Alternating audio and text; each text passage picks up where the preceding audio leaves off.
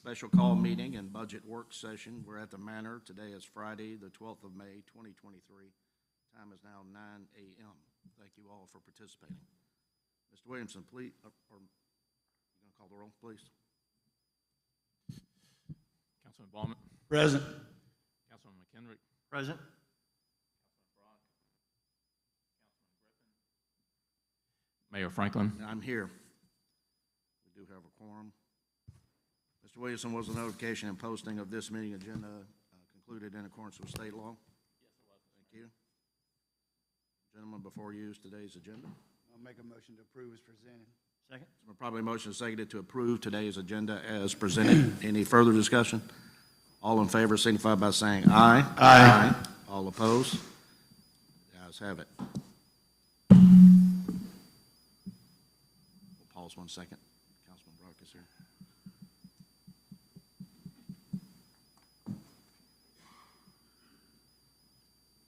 Let us all join Councilman McKendrick for today's Pledge of Allegiance and invocation, please.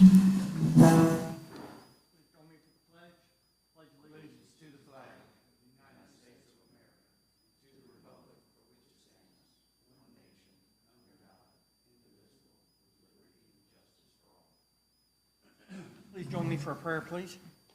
Father God, we do come to you this morning and ask that you be with us as we conduct the town's business and look to the coming year to try to fund and balance the endeavors of the town.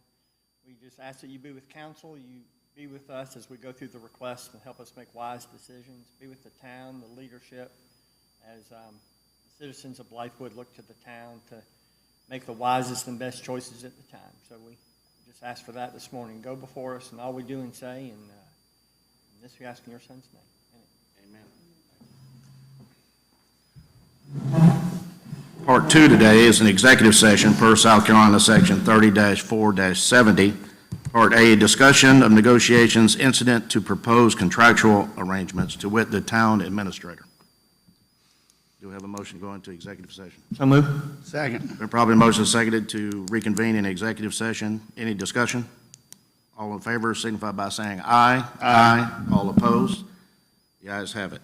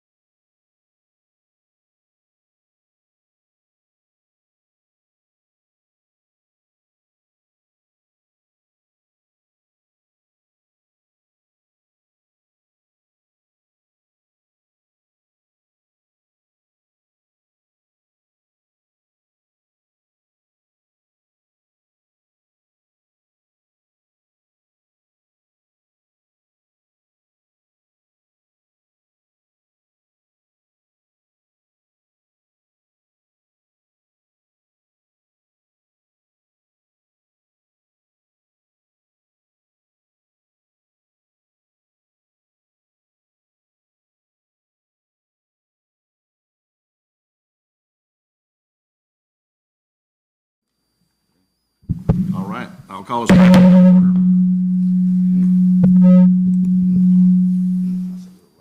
Call us back to order in open session following the executive session.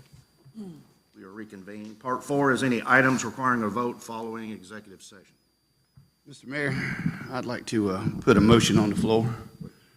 With the events that happened this week, I think it's prudent that this council show support for our town administrator. So what I'd like to do is make a motion that this council show solidarity and support of our town administrator and reaffirm him as our town administrator.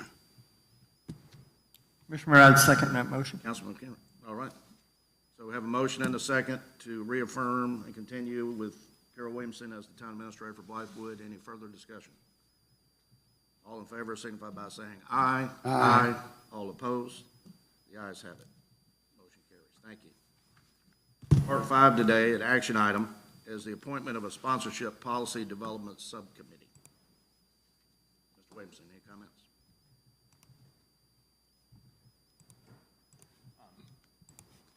I don't think, I'm not sure this mic is on. There we go. So it's just a follow-up from suggestion at the first budget workshop about getting a committee to look specifically at sponsorships and how those should be funded.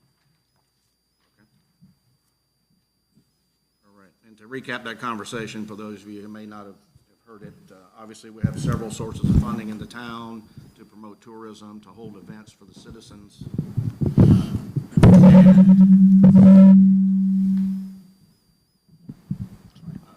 The subcommittee, Councilman Brock, Councilman McKenna, did yeoman's work in putting together a specific policy for age tax, aid tax, local accommodations tax.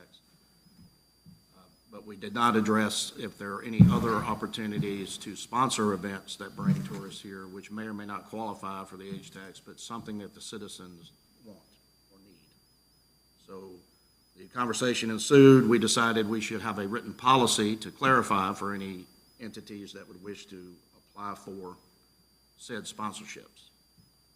So today what we want to do is, like we did before, without having a quorum, we appoint 2 council members to sit on a policy development subcommittee. So I would offer Councilman McKenrick, Councilman Ballman to head that committee with input from the entire committee as the process ensues. Comments?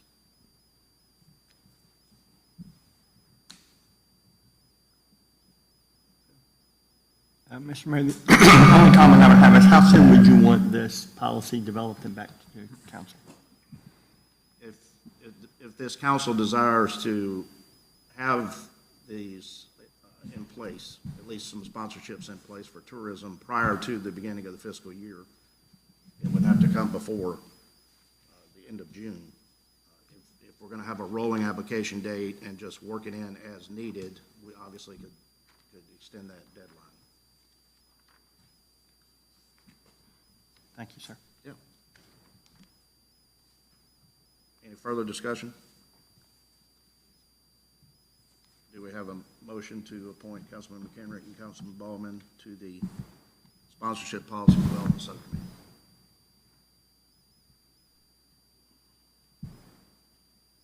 I'll make the motion.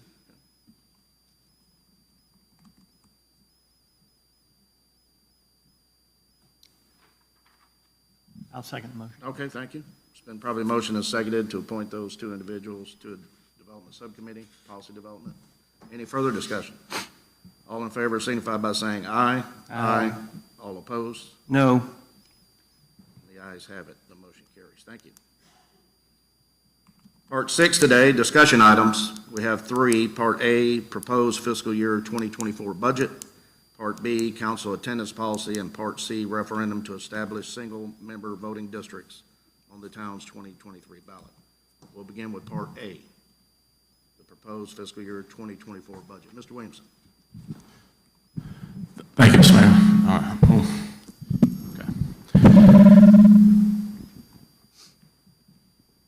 Just calling up my notes, but what we did was highlight in red all the changes from the budget workshop. So the big one we did as far as took the funds out of funding the Bethel Hanbury Gym. If you look on the first page on general fund revenue, and then that carries on through the rest of the budget. But, so that was reduced from the $500,000 that was dedicated to the gym. That's the only change on revenue.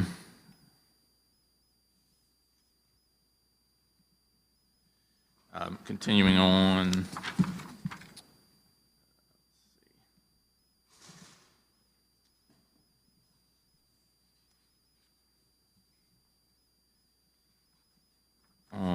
Let's see, okay, administration, based on the conversation we had about anticipating future employees, we added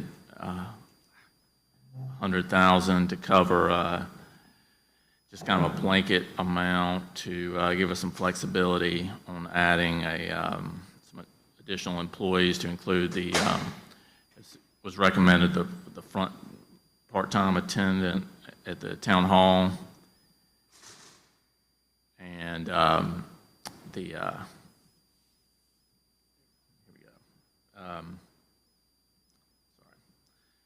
The project manager or assistant administrator, and possibly an HR admin assistant. So that's what's covered there, and then you see that shown in the lines below that are all affected by that increase with the FICA retirement and health insurance.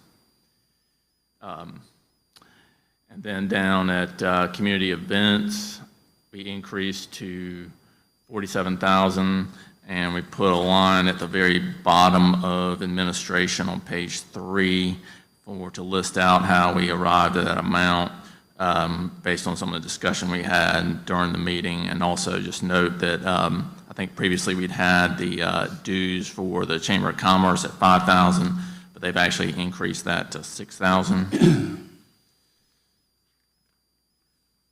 Mr. Williamson, Yes. the $6,000 to the Chamber of Commerce goes in direct conflict to the policy that we passed. Okay, which is the H-tax policy? Yep. Okay, well, right, so this is why it's in here as a sponsorship, so just tell me. Yeah, I mean, it is our dues. Are we going to be the member? And I'm sorry. I don't know. Okay, if we want to be a member, do we have to be a $6,000 member? We can, What's don't the- know. What is the lowest, What's the deal with the microphones? what's the lowest dollar membership there is? I don't know. I can find out.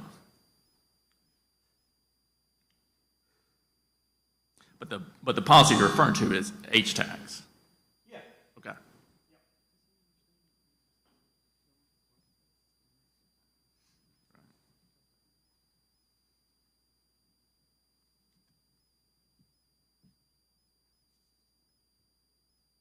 What is Quilters?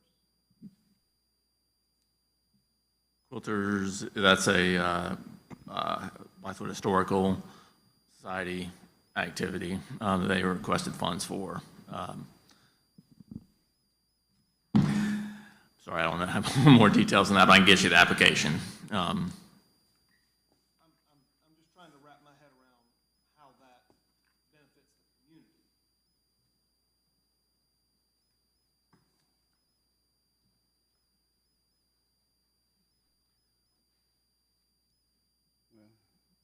I'm not saying it's a bad organization, that wasn't the question. The question is, everybody can participate in Black History Month, everybody can participate in Veterans Day, Third Grade Field Study a little more narrow, but quilters, how many quilters are there? Half a dozen?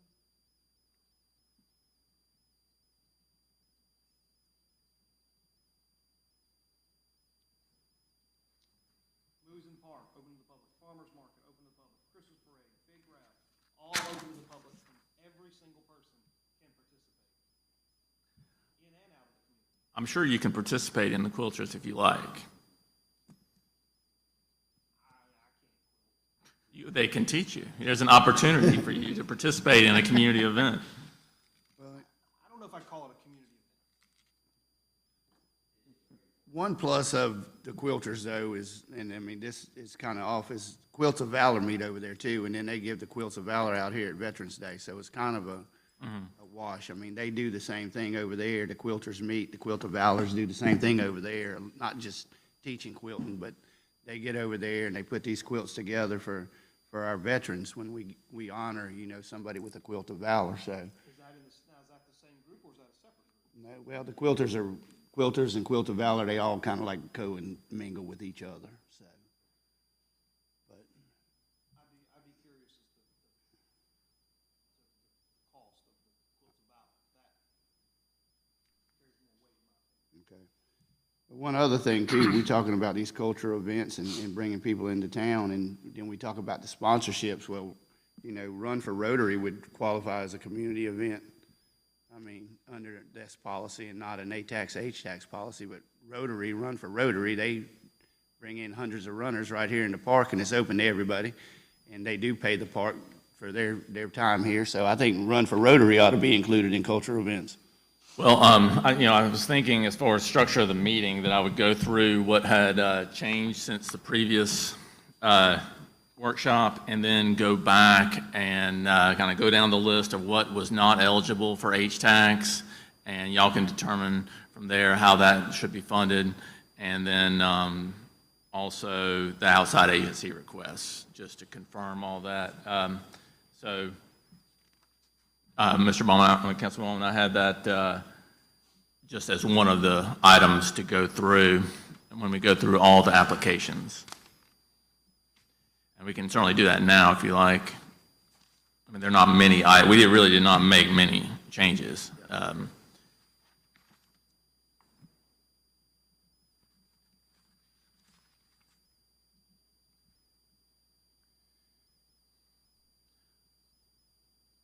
So I can just continue down the list and we can come back if you like. Public Works, vehicle maintenance, added $1,000 just to account for a new tractor and the maintenance associated with that. I'm sure that's plenty. Sponsorships, like I said, that's come back and revisit that. The transfers, again, is for to reduce that transfer to the capital improvement fund. $500,000, and then just based on these changes, then we changed the contingency and reduced that to $527,525. Then to the capital improvement fund, the revenue again. He's on page 9, right? Sorry, yeah, I mean, it was just.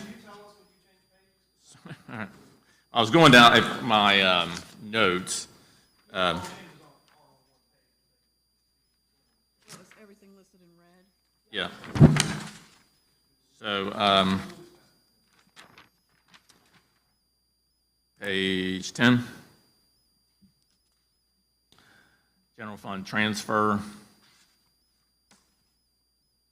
Reduced $500,000 because we would not budget the Bethlehem Gym. And then subsequently reduce the expenses side, the capital outlay improvements. That's all for page 10. And then I changed the notes down there to reflect that. And I have no changes on page 11, no changes on page 12.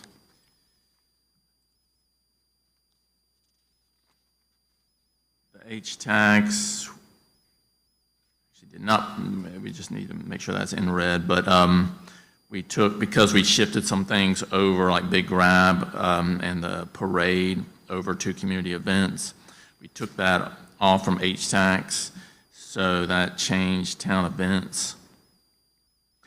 And then basically it's the balance of the remaining amount, just assuming that that's what reflected in the 16,107, but this is where we can kind of go to this spreadsheet, because I know we're going to reduce that transfer to the Manor CIP fund, which was recommended in the policy to be 50% of the total H-tax revenue. So that's why we just had it as a marker for 300,000. They're at the bottom of expenses on H-Tax. But during the budget meeting, we went through and identified what all the eligible H-Tax expenses were. So let me hand that out so y'all have the latest in hand.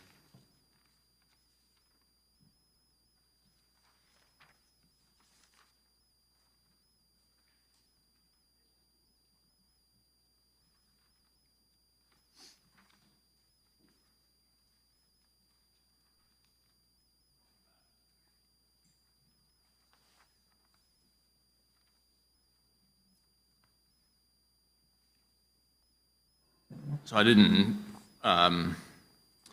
put this in the budget item, but on the back side of the sheet is the total amount of eligible expenses. But there was one question about the Children's Theater, and I sent y'all the application for that for y'all to review to determine whether, it is, I think there's some questions about whether it was a 501c3 or the uses were eligible. So I put a highlight on that one. But the total amount of $81,000 is including that, and that's what the eligible H-Tax expenses are. And then the remaining that weren't funded in H-Tax, you see there have a zero, and that's where we just need to revisit that in terms of how that would be funded, if at all.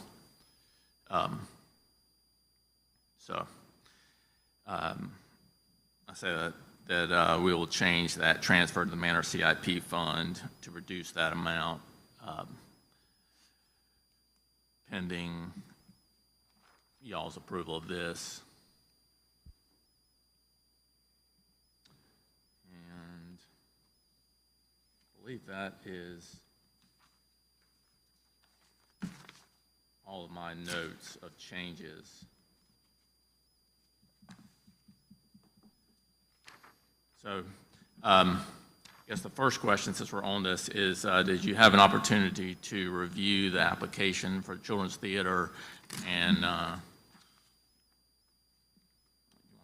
to discuss the amount of funding?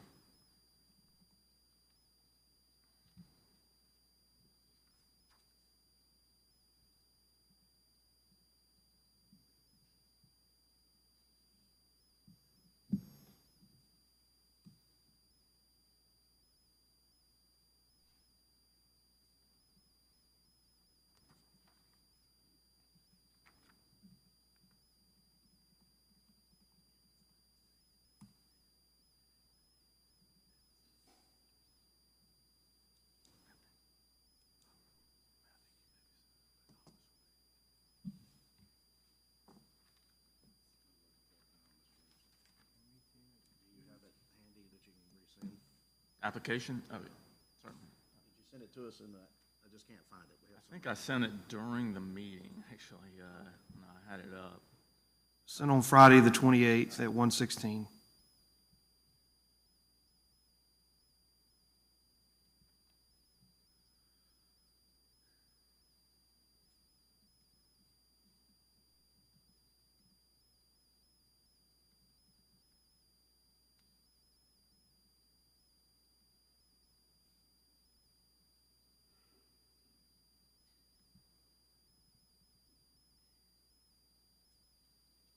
Mr. Mayor, my only comment after reading the Children's Theater, I believe it best fits under whatever this sponsorship policy is going to look like, because it just, by the way it's written and what they're asking for, does not fit under the H-Tax guidelines that we set forward. It's a joint venture between a public and a private entity. Public partnership. Correct. That's my only comment. I would like to know the anticipated attendance for these two productions as well. It says the most immediate source of tourism would be family members of student performers non-native to Blythewood. They assume partaking in overnight accommodations, local restaurants, and shops owned by Blythewood locals. That's a pretty heroic assumption. think that's hopefully what the future policy will lay out. How many people do you anticipate coming, and then we have to determine a value. What is that worth? Is it $7 per attendee? Is it $5? And then what's the maximum amount that we would give any organization to do that? So I agree with Councilman Brown. We got to know the impact. How many people will it draw?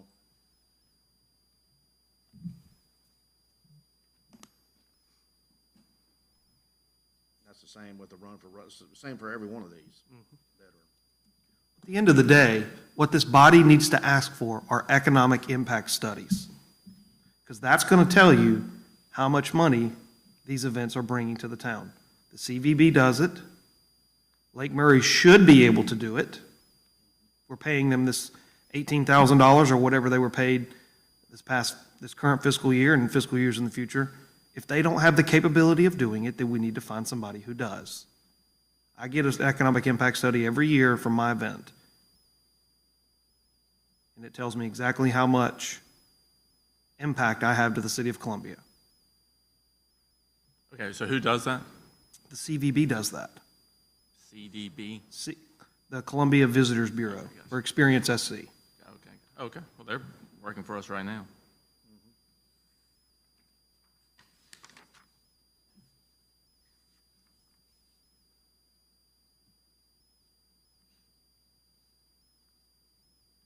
I mean, there's really only a handful of events that would even be worthy of exploring.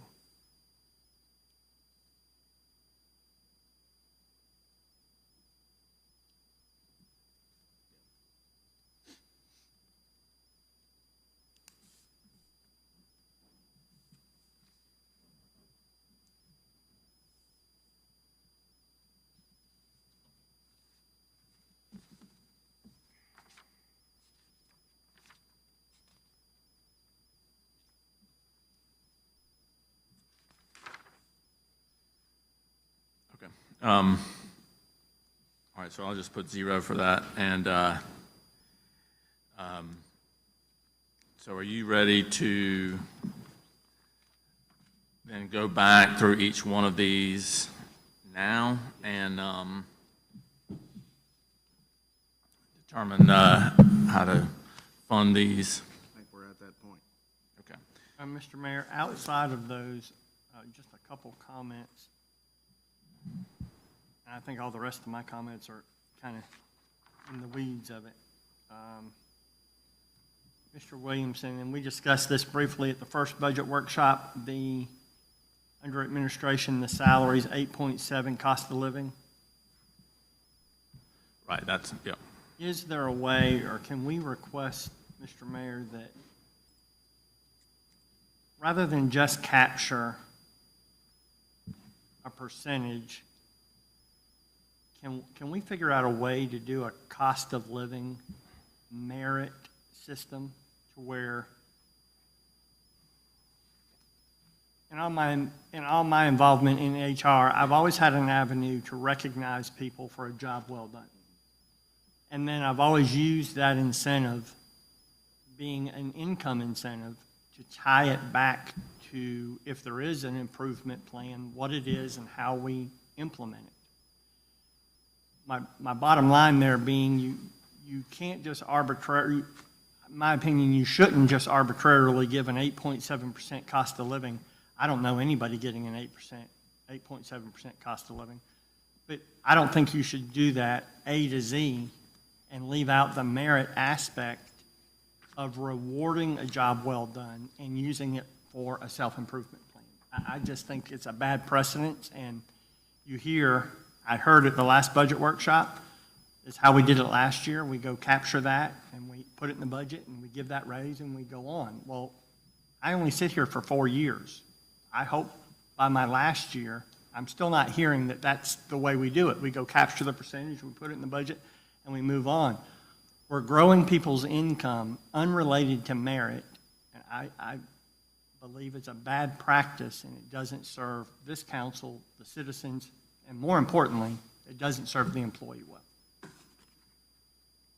I'd like to piggyback off of what Councilman Kendrick said. I think that selecting a number, a static data point at one point in time is flawed, because if you look at inflation right now, it's nowhere near 8.7%. It's down in the fives, and it's going to continue to fall as the Fed actively fights inflation.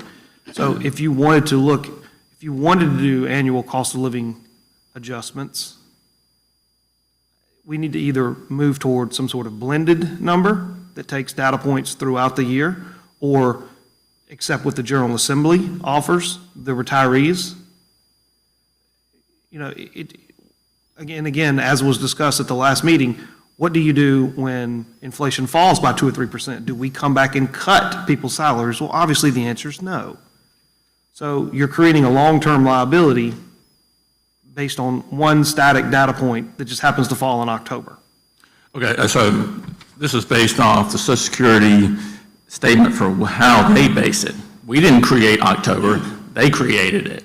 But we don't have to follow it. Absolutely, but I'm just telling you, it wasn't arbitrary on the staff's part. But okay? but it is one static data point, that's what I'm saying. Correct, but you're talking about the Social Security Administration's static point, not the town's. And I did look, from 1975, the cost of living you were asking or telling that the cost of living had gone down, but I didn't see that from 1975. No, I'm not saying cost of living doesn't go down, but, Right. but inflation Right. moves okay. up and down. Okay, I'm just saying that this is not something that we created. No, I'm not saying we create it, but we use it, therefore it is our metric Certainly. that we use. Yes. The second point is in the employer handbook issued by PIBA, you can actually do, instead of doing merit raises, you can give merit bonuses that are one-time in nature, don't count toward your AFC, and they're just a bonus. That's what we should explore versus doing merit raises, in my opinion. It doesn't create that long-term liability. You're not pushing everybody's salary up by $1,000, $2,000, $3,000 because they excelled in the prior year. Past performance is not indicative of future performance. So I like the idea of doing bonuses versus merit raises.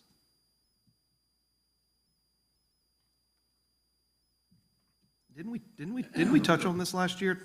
Bonuses? Some sort of merit policy that were granted? Well, we used to have that, but the cost of living was so high last year and this year that was not going to add that on top of this. But certainly in place for when the cost of living is not as high. That's how I looked at it for this particular So unique according to situation. that, Because I don't think it's going to be, we're going to go back to 2020, 1.3. I mean, that's where I expect the cost of living to eventually go back to. It just happens to be the cost of living has greatly accelerated across the board. So, I mean, that's how, 2013 was 0, 2016, 0.3, 2017, 2.0, 2018, 2.8, 2019, 1.6, 2020, 1.3, and then 2021, 5.9, and 2022, 8.7. So yeah, that was just kind of a way of just following that same pattern and not deviating from that just because it's based on real data that we're not capable of doing ourselves. So I think my point being, in a 24-month period, my salary has not went up 13%. Right. Yet, that is what we're proposing through and it's the metric. I totally agree with you. It's the metric we're using. You go out and you capture this metric, and that's cost of living. And so, and we did something similar, and don't want to get all back into that with the ARP funds, because somebody in Washington said we were allowed to give money to employees that were paid throughout COVID. Mm-hmm. So we adhered to that and gave money away because the people that gave us the money said that's what we could do with it. So really, employees over a 24-month period will have seen more than a 13% increase. Right, and that was a bonus, but yeah. Right. Yeah. One by way of bonus and two by way of cost of living. So, and if inflation does get under control, which I think we're all hopeful it does, Next year's will be a whole lot less, and I don't value an employee less because the cost of living is going to be put out on the consumer pricing index. Certainly not, yeah. And now you're not getting an 8.9, you're getting a 4 because inflation has started the curb. An hourly employee views that as their raise is less. So we've got to find the balance of merit, salary adjustment, and cost of living. Well, let me interject a little bit too. This is on, yes. In my 40-plus years of working in government, I've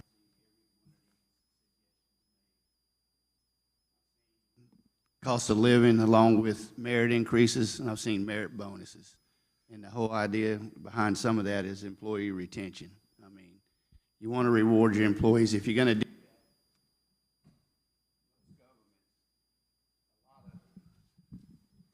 will cap, as Councilman McKendrick said, say no more than a 10% raise in a year, combining cost of living and a merit increase.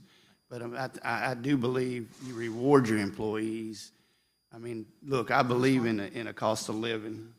I definitely believe in giving employees a cost of living. And I definitely am for a merit increase where it's merited.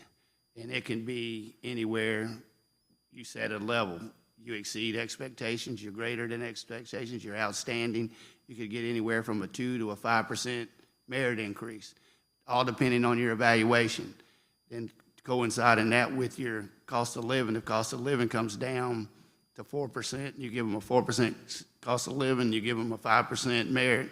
If they're deserving of it, that's 9% in a year. I do believe employees' salaries should increase to have employee retention. I mean, you know, the market's out there. You know, someone could leave tomorrow if we don't treat our employees right. So I agree we need, and I know that I got the 8.7% this year, and I don't look for that every year, but I do think that we should be somewhere in the middle. If we cap it that an employee can't get more than 10% in a year between the both of them. Cost of living, merit, that rewards the employee on their performance. They don't deserve the merit, then they get the cost of living. And that's up to their supervisor to determine. That's just me in 40 years of government. I've seen it all. I've seen the employee bonuses without the merit increases. I mean, that's nice. That's a one-time check. But people, when they're looking towards retirement, they want to see their salary increase. I mean, that's the only way you can retire in today's thing is your salary has to meet a goal for you to retire. So you can't depend on Social Security, you can't depend on your 401. If you're in the state retirement system, you know, you need to make sure that the employees are rewarded. They serve you for 30 years. They ought to be able to walk out the door and be able to live comfortably. I concur with everything that's been said. Mr. Williamson, we may need assistance with this, but I can think of 4 models right now that do this every single year. The school district, the county council and employees, the state government, and the federal government, which I'm a part.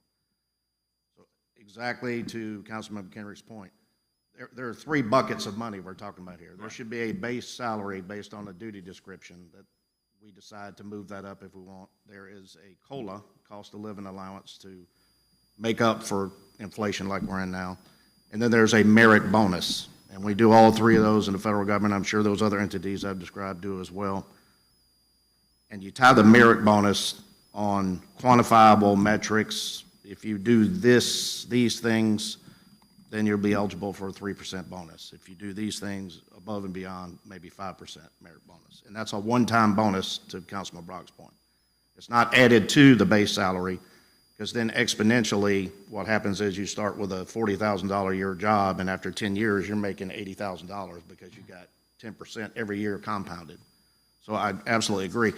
Maybe the municipal association, I'm sure, could assist us with this, just to get a consultant to help us pull those 4 models. Right. Let us look at it going forward so we can do the right thing by our employees, as Councilman Baldwin said, but make sure we're not just exponentially compounding salaries. And then pretty soon, some employees will be making more than you are as an administrator because of the bonus compound nature. But yeah, so in the past, when we talked about this, the many years we've done budgeting for the town, we always use the federal government index. Basically, when the President of the United States signs a budget, how much did he give federal employees? That's the number I've always been inclined to do. I don't think it's quite 8.7 this time, in the 6 range maybe. But I think we need a study, just like we need economic impact studies for these organizations who provide tourist events, and help us develop a policy. I bet they have one at their fingertips. We're not the only government that goes through this every year, so, yeah. So before we lock in that number in the budget, we still have 2 more meetings to talk about it. Hopefully we can get some feedback. How are communities our size doing this? And that's what I do when I call other mayors. How do you handle this? How do you do that? So excellent points. We want to do what's right with the employees, but we don't want to compound the problem such that, we're severely out of whack with the rest of the communities around our area. Any other comments? Well, so I did want to know, we did put that in for the attendance as well, treating it as a cost of living. Right. And, they're part-time, don't get evaluations. And then, I guess I would like to get some kind of, I've talked with, I guess the state is 5%, and I think, so if we went by that, if we say 5% cost of living and then 3% merit, if we can just do that in the budget now, we can work along that, work on the study, but in terms of trying to get this budget in place for first reading, I don't want to leave too many things open if we can come to an agreement on that.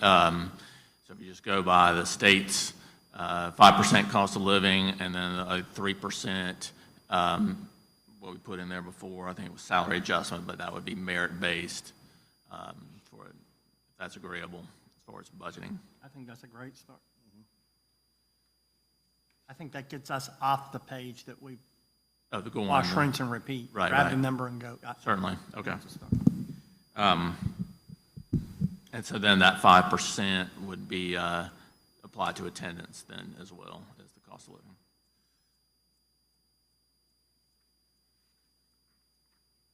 I'm okay with that, if you are. Yeah.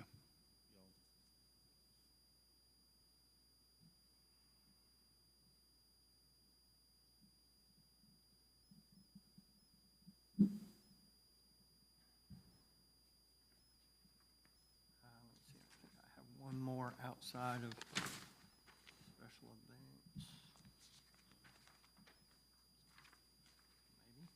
Mr. Williamson, when do you make the decision as to whom receives merit increases? Right, so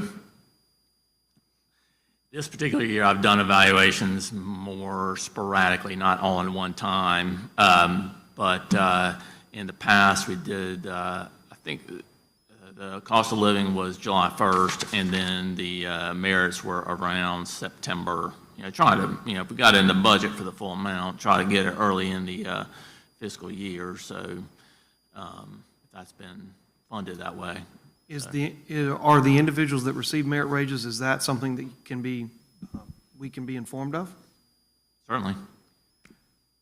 The only pause I have on what was proposed is that if an individual receives, when everybody receives the 5% cost of living, which is a given, and assume that everybody receives the 3% merit raise, you're back to the same position. We haven't alleviated any of the burden of continuing to push salaries upward. I'm not saying that they shouldn't. I understand that merit it's not a given. But if everybody receives it, then as other members of this council have said, we're just continuing to compound the problem. Yeah, I guess I guess I don't look at it We've necessarily created as a problem. We've created a floor. I'm just trying to think from my perspective as an employee that I'd be pretty unhappy if I didn't get a merit raise and everybody else did, and I feel like I'm doing a good job. So you're kind of stuck between a rock and a hard place there. And so all we're going to be doing is, as the mayor said, turning a $40,000 job into an $80,000 job in 5-6 years. Then somebody leaves, then you've got to hire somebody in for more, and you're just pushing that liability higher and higher and higher. That's just my thoughts. Mm-hmm. I think looking at, like the Mayor said, some kind of compensation study to determine where we are actually, because I think we're just talking about it without really looking at what we have. Right. Because the jobs as you're describing as 40,000 may not be 40,000. When you're looking at it across the board at other, I mean, the Municipal Association does an annual survey of all the various positions to get an average. I mean, that's what y'all looked at before, but Starting pay for a position should be starting pay for a position. that's right, yeah. I mean, that's what I mean, like, we're not gonna come in. If you're here 15 years and you get raises up to 15 years, and then you hire a new employee in, granted, he shouldn't, maybe the entry level goes up a little bit, but it doesn't go up to where the employee was for 15 years. That's not fair to the employee that was here for 15 years. Right. And so cost of living should be given all at one time, like July 1st or whenever Right. you do it, but then merit should be given individually on their anniversary date. They shouldn't be all in one inclusive. It should be on your anniversary date when you're hired and your evaluation is due. And then if you deserve one, you get one. If not, then you place an improvement plan in place. Right. You give that employee an improvement plan. This is how you can improve your performance. This is how you get a merit next time. Right. I mean, I'm not against any of these options that we're talking about. Now, being an employee all my life, I tend to fall on the employee side and not the government side all the time, because I've been on that side, fighting counsel for benefits, So, I mean, I've done both. So I do think that just because you say you hire an employee at 40,000, he stays here 20 and he's making 65 or 70 and he retires, you don't have to bring the next guy in that's No. taking his job at 70,000. Exactly, I mean, yeah. there's an entry-level position, and that's granted. Even in every job I've ever had, I had to start here and work my way up here. Exactly. So, And I 100% agree with Councilman Bachman. And speaking of that same employee, hired at 40, stayed 20 years, making 65, and leaves. Let's say that employee did not leave because they wanted to leave. They leave because the economic conditions make the town cut back on staff, and a position is eliminated. We don't want to set that employee who has worked 20 years hard, started at 40, is now making 65. We don't want to put that employee in the position that they can't go find another job because their spending habits are now at the level of $65,000 because we continue to compound a cost of living percentage, and that's where his base grows. So now he can't go find what he does for a living making $65,000 a year because it's not out there. His base salary grew at too great of a rate. So I think we're all saying the exact same thing. We have to slow the rate of the salary growth itself, but compensate the employees for jobs well done and compensate them for cost of living. And it's done every day. We just got to get to the right formula and the right process. If it's a 5% cost of living, the merit increase could be a 1% for an average, a 2% for above average, and a 3% for exceptional merit. I mean, that was very simplistic, but there you go, boom, we're done. Not everybody's going to get exceptional. Not everybody's going to get average. Some people are going to get needs improvements, which, believe it or not, doesn't carry a merit increase. We want to keep you as an employee, but we're not going to award you by merit because you have to improve what you do, what we're paying you to do. So I think we're all saying the same thing, and I think we're all on the employee side. Carol, I realize we're putting stuff on you, but Yeah, no, it's how that rolls out, what that looks like, who you're awarding it to, I think that's an administrative Certainly. action, and trust you to make it. So. And I'll work with you on it. Because what you have to have is a quantifiable evaluation every year. That's what we do in the Right. federal government. Everybody gets them at the end of April. You get a 1, 3, or 5 in each of your key performance indicators. 1, you're not performing to standard. 3, you're doing what you're supposed to do. 5, you're outstanding. I hate the system. That's just the way it is. Should be more like 8 numbers, but to choose from. And then they roll up your average score on your evaluation, much like I do with you every year. And then you get a finished number. Right. And then there's a merit bonus scale. If you get a 3.8 overall, what does 3.8 pay? It pays 1.95% of your base salary as a bonus, one-time bonus.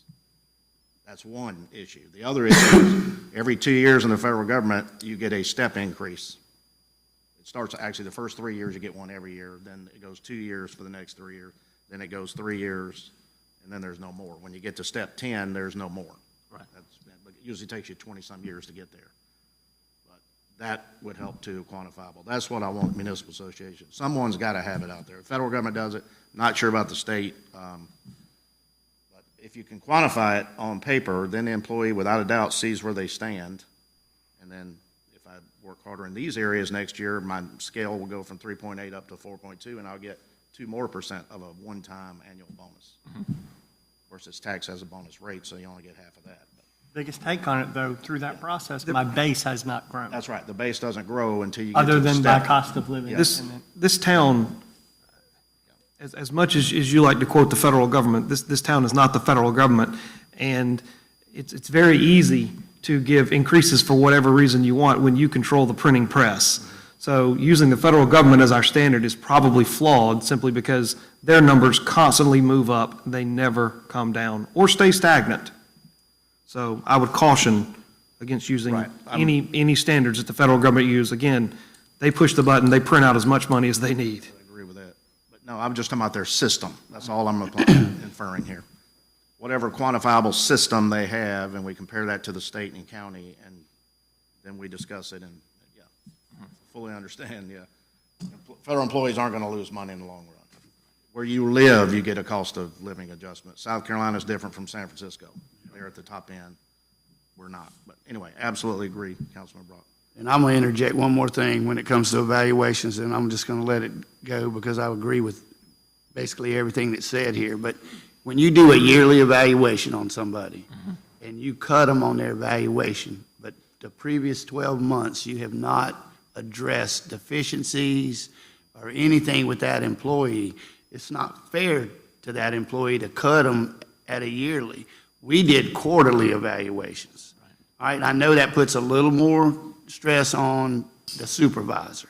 But when you sit down with an employee every 3 months, and the first 3 months he needed some improvement, and you put a employee or PIP, performance improvement plan in place for him, and he improves. So that next evaluation goes up. Then the next evaluation is better. Then his yearly will reflect that, but it's hard to judge an employee once Right. without any corrective action or, discussion or counseling during the year. You see where I'm going with this? I mean, if you give an employee up here a big, nice evaluation, but you give this one here not so nice, but you haven't talked to this employee all year about how to improve his performance, it could be challenged. Right.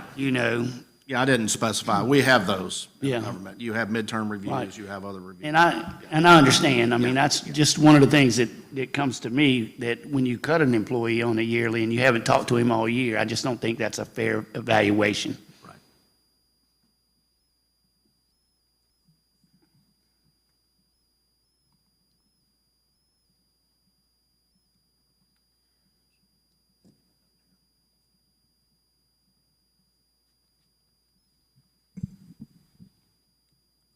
Okay. Mr. Mayor, just one other question. Difference in budgets.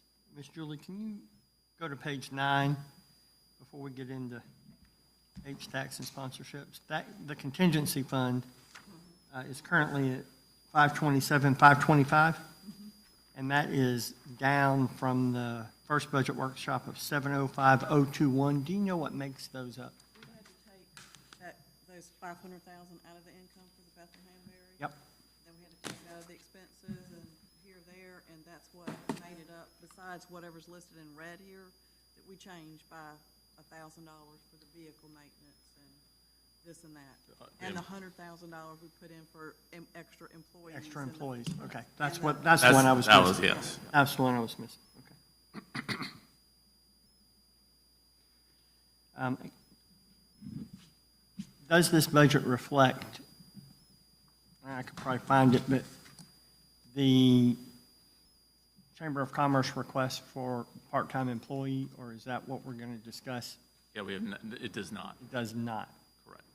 Okay, and then, Mr. Mayor, I think all my other comments will come up as we go through these. Okay.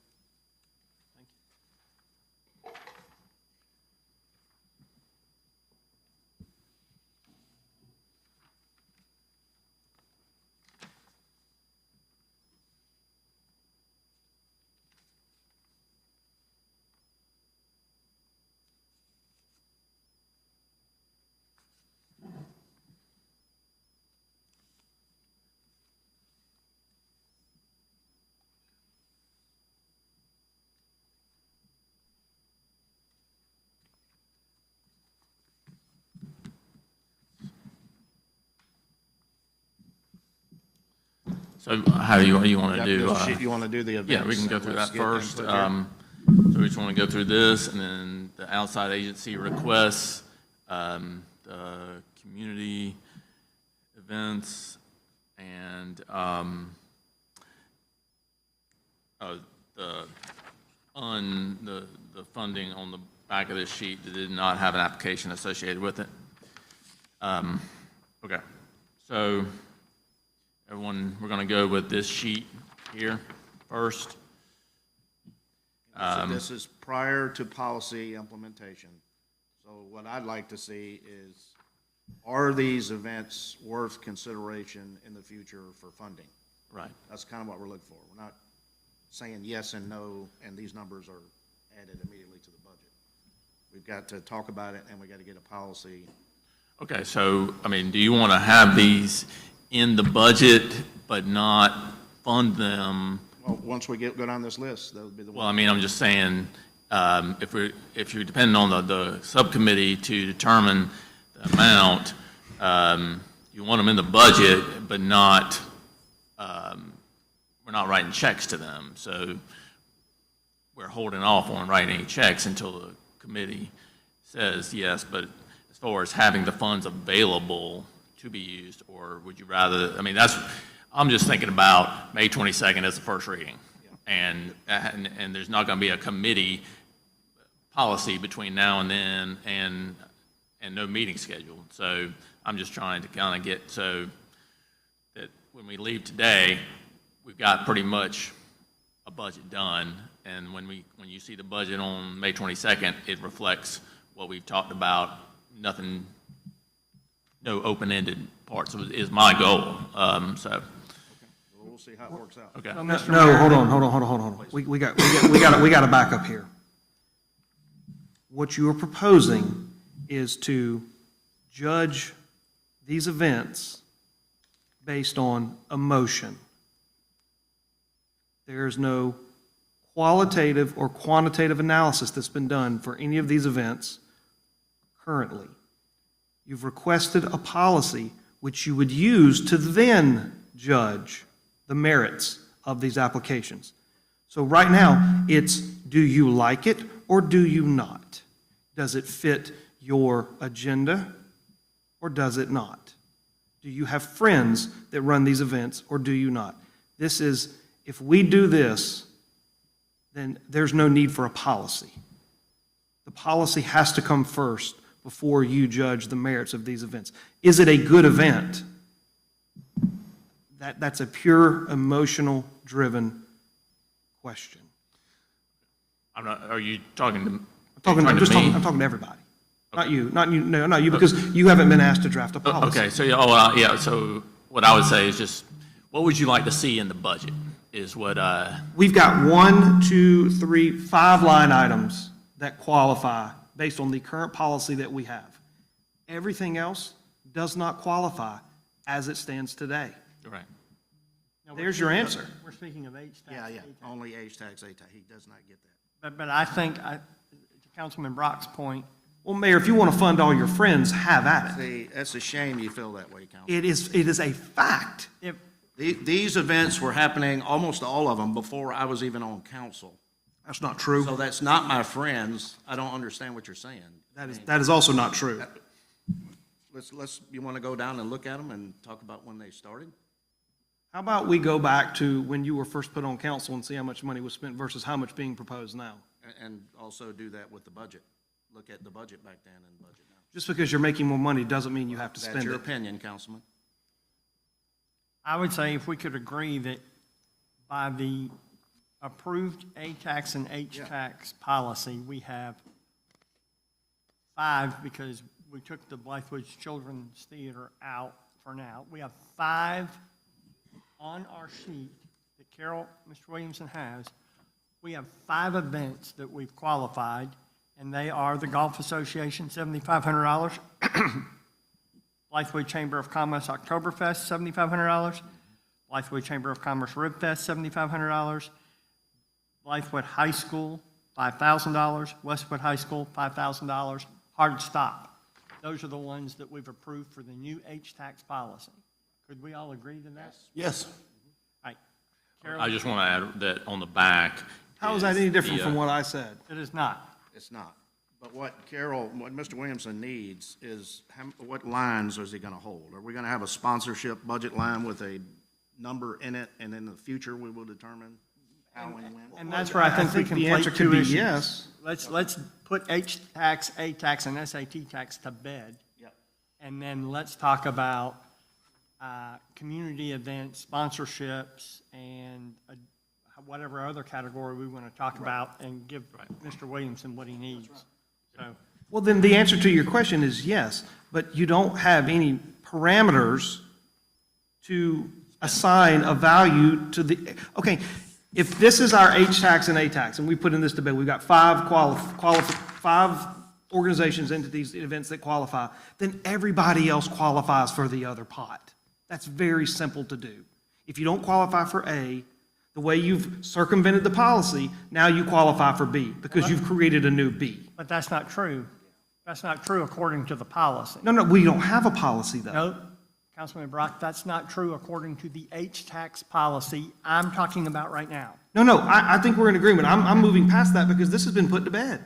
There's five line items that qualify. Everybody else doesn't. Moving on. So, but, moving on, in the current H-tax policy, whatever we say, whoever we say is available for sponsorships for the to-be-determined guidelines, by the H-tax policy, we know that the Chamber of Commerce, women's golf, and the schools don't qualify under the current standard because you can't. Well, you can't double dip. Right. Well, yes, of course. That's a significant ground rule, at least currently. So yes, it would be wide open as long as it adheres to the policy that this council approved unless we amend it. You can't double dip. Now, in saying that, Westwood High School and Blythewood High School, depending on what the second policy looks like for general funds, sponsorships, cultural events, whatever we want to call it, they may come back to you and forfeit this 5 because they see an opportunity to gain at a higher rate in a second policy, in the general fund policy. Then that makes it very easy to close that loophole. But what I'm saying is you have to let the subcommittee work. You can't trump the subcommittee before it's worked. What I am saying is we've got it, it's in front of us. These things qualify for H-tax. We discussed it last meeting. They still qualify. We took off the $15,000 for the theater group. We're done. Okay, can we agree as a council so Mr. Williamson can move on? H-tax is put to bed. He can run the Excel spreadsheet we have. You'll know what monies we have to move to capital improvements fund. And now we're talking about, now let's move on to another very tangible, the back of the page, or community events. Close the chapter on H-tax, and let's not continue to conflate multiple pots. My only point.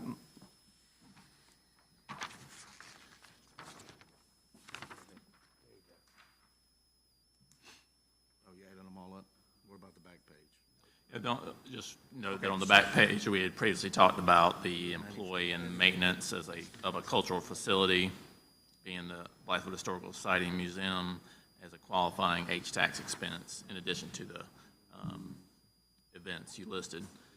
So I just want to know of the remaining ones, how you want those reflected in the budget. Mr. Gorge is here. I would have a question, Mr. Mayor. Go ahead, please. From the Blythewood Historical Society, what portion of the 33.5 is the employee? 23.5 is what they requested, and then 12,000 for the maintenance of the lawn. So 23.5 is the employee. Correct.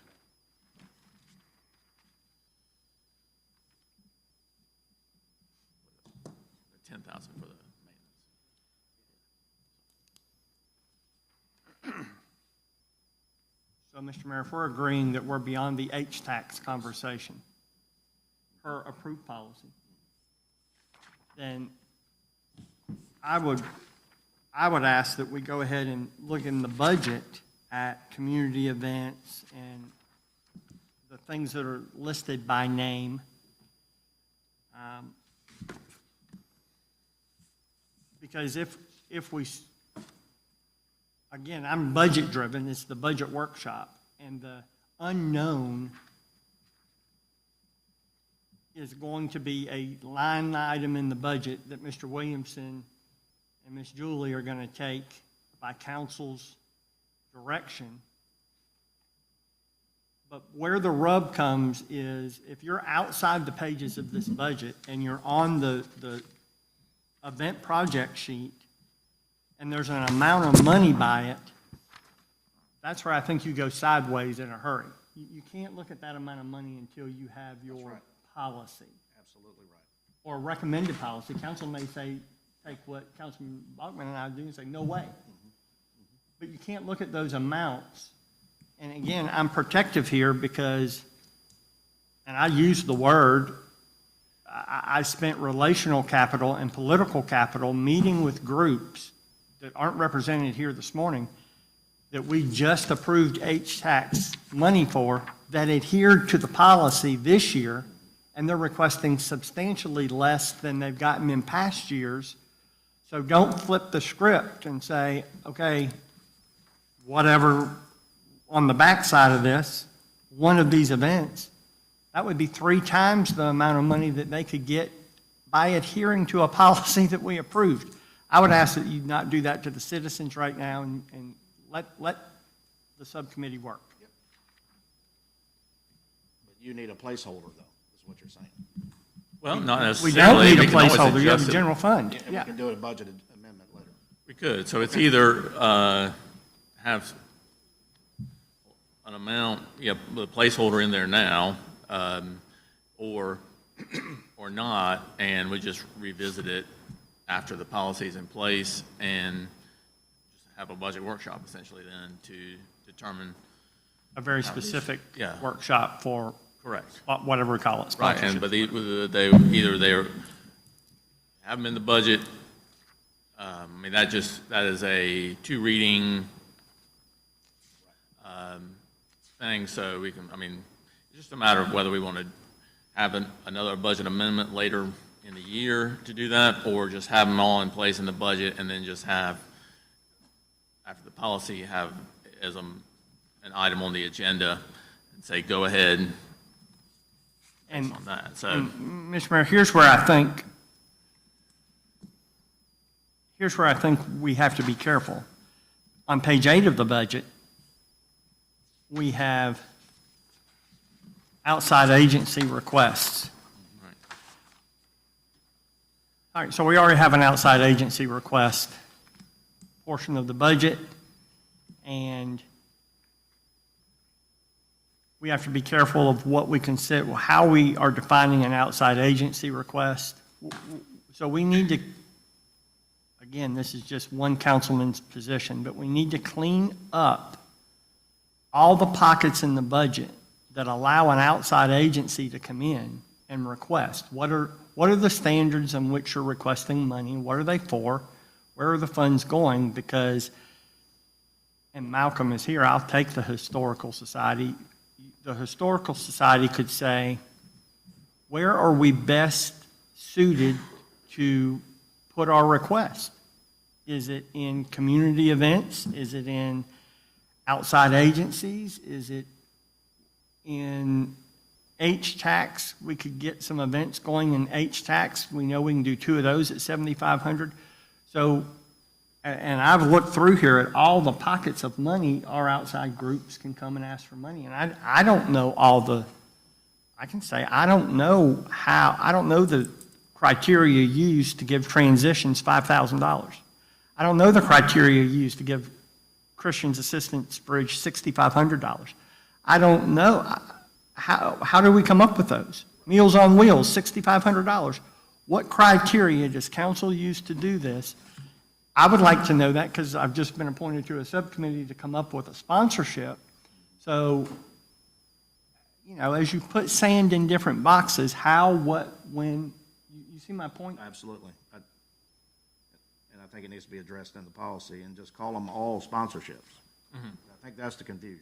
Right. We have so many, Agree. at the top you have here on page 8 on the column, it says sponsorship, but in the yellow box it says Outside agencies report. Right. Councilman Kendrick, I believe the policy that's been used prior is wash, rinse, repeat. Yeah, it has. I don't It disagree. has. They send letters every year for the past, I'll guess, Eddie, you've been here a long time, probably 10 years or so. Yes, sir. They've, But the YMCA, and I was very, very impressed with that presentation the gentleman from the YMCA gave. Giving information on swim programs for lower income minorities that he gave was as powerful as a case as I have ever heard as a councilman for supporting a cause. I mean, you're talking about a young child being able to know how to save their life or a fear-driven base and they lose their life. And we have an organization in this community asking for money to train those young children. He has absolutely no idea that we're giving $6,500 to Meals on Wheels to feed our elderly, which is critical in this community. But we give $1,000 to the YMCA as a whole, of which he asked for a sliver of that for his very direct needs-based program. That's where, in my opinion, it's not equitable. absolutely agree. And you can't, I know it was said here today about emotional and you're only, well, Right. that would be an emotional call, and it also supports our values as a council. For So me, it's that not is, necessarily, you can't put that in writing that the YMCA must pull 8,000 visitors a year. I mean, No. it's not the impact that we're Correct. looking for. I mean, So I that's- grew up at the YMCA playing basketball. I never looked at the YMCA to teach me to swim. My mother did that. But those were real numbers they gave. And for me, you're right. It was a very personally driven, as he was talking, I was thinking, I as a councilman would love to find a way to help you at a higher level than we're helping you. Yeah. There's a very simple way to do this. Either you qualify or you do not, based on some metrics that you want to create, and then the funding amount is a fixed number, and everybody gets the same.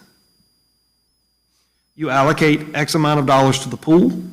If it's $30,000 and 10 outside agencies apply, then you divide it right down the middle. That removes emotion.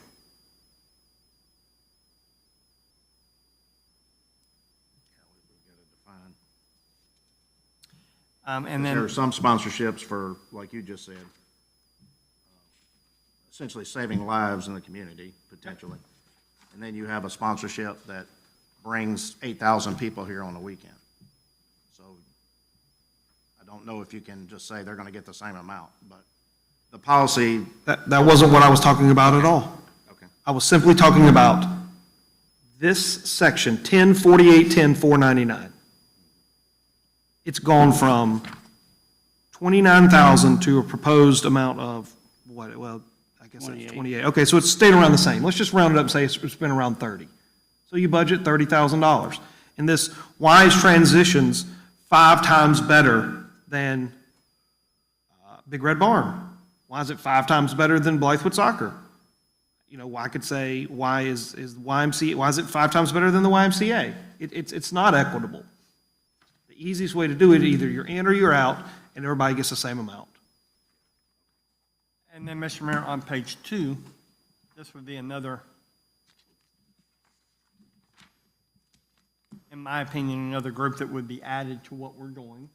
Call it whatever you want, but community events. We have movies in the park, Purple Heart, etc.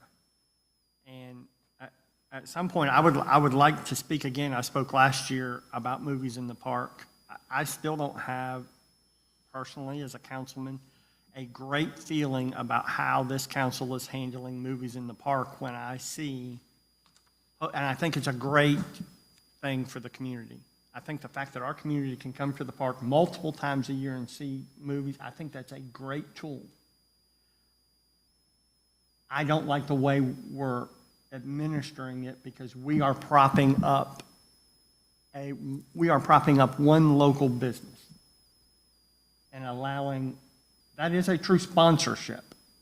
It's not a community event, it's a sponsorship. Neither is Greater Blythewood Chamber of Commerce membership. That is not a community event either. That's a membership. That's a sponsorship or a membership. So in doing this, I don't think it's going to be easy or fun, but I think we have an opportunity to clean a lot of stuff up that has been an idea that has turned into something. But I'd love to talk about that. Am I wrong?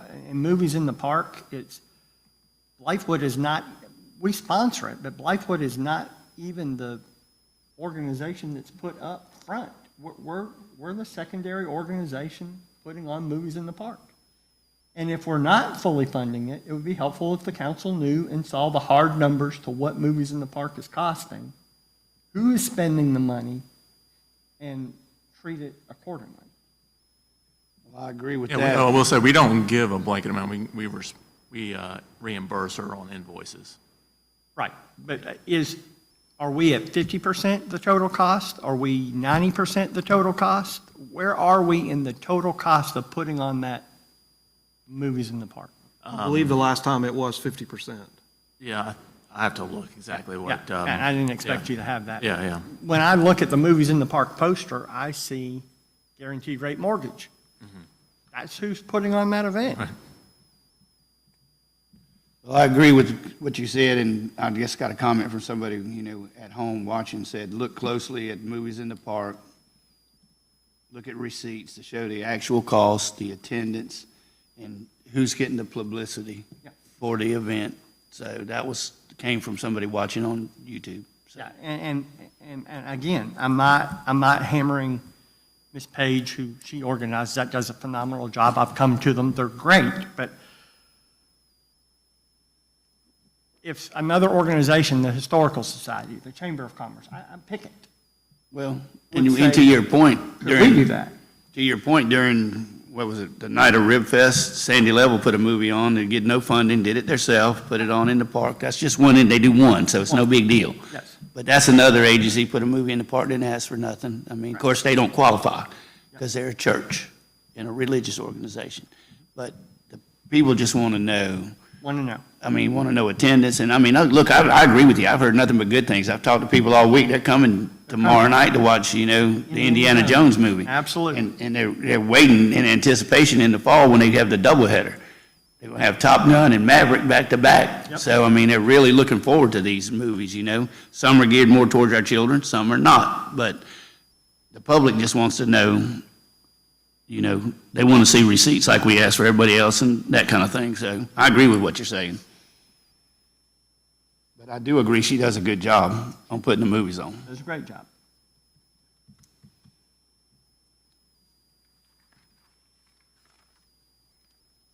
Councilman McKenna, I would actually ask you in your policy that you and Councilman Ballman draft, define what a community event is. Because on this list, half of them, I think you could move to another bucket. So should we put them all in the same bucket? As my earlier comment? Well- Just call them all sponsorships. Well, Right. Can you do that's that? exactly what I said 30 minutes ago. If you don't qualify for H-Tax, you qualify for the other bucket. And I think the other bucket could have sub-buckets within it. It does. I mean, clearly it could, but for the budget purposes, they're all in one section of the budget. And within that, you can have subheadings, how they break down. But right now, they're on multiple pages, multiple places, and again, it comes back from the way it's been done in years past, and to Councilman Brock's earlier point, wash, rinse, repeat. That's how movies in the park is one example, but there are others. And now we're just going to clean it up. We're going to put the Lego where it belongs with a proper snap-on spot. That's what and have a standardized criteria by which we judge these funding criteria.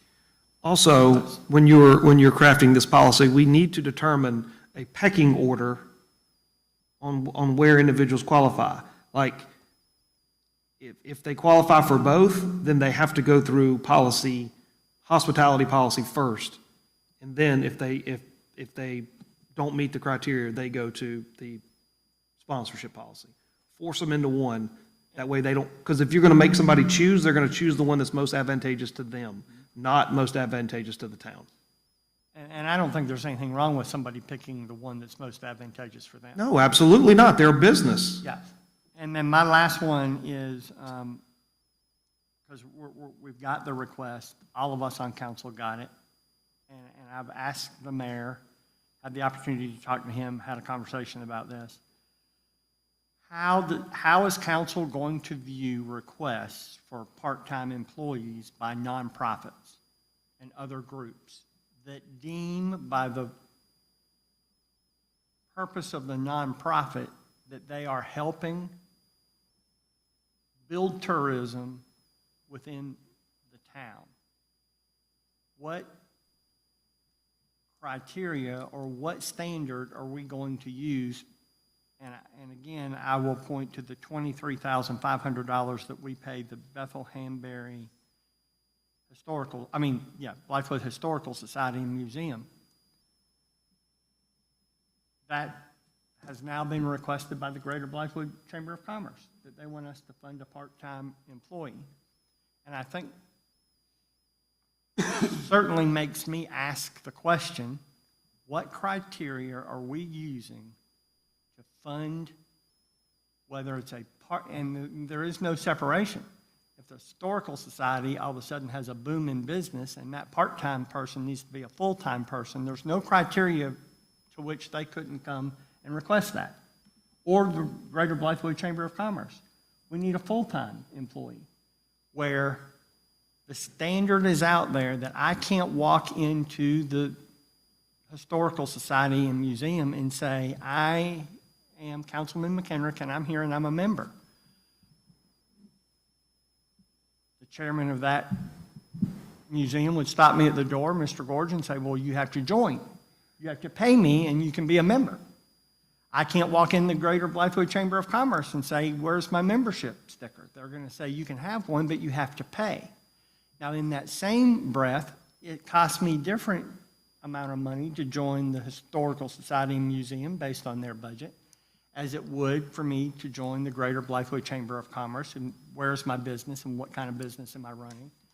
Yet what they have asked for are very similar amounts for part-time employees. So it just begs the question again, what is the standard we are using to fund part-time employees? And I said this to the mayor, and I will say it here, and in this particular case, it does catch the Historical Society and Museum in the pinch spot because it was wash, rinse, repeat. You've had that, I don't know how many years this council has funded that part-time. But now we have another one coming and asking for a part-time, and they're two different scenarios. So it does beg the question, how, what, when, where, and why?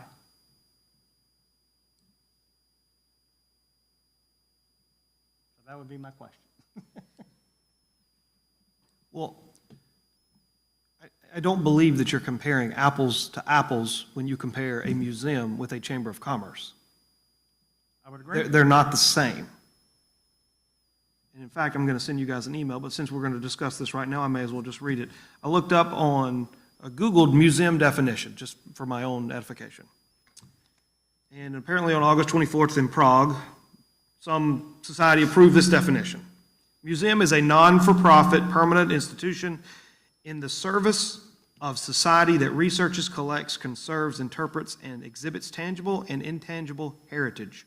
Open to the public, accessible and inclusive, museums foster diversity and sustainability. They operate and communicate ethically, professionally, and with the participation of communities, offering varied experiences for education, enjoyment, reflection, and knowledge sharing.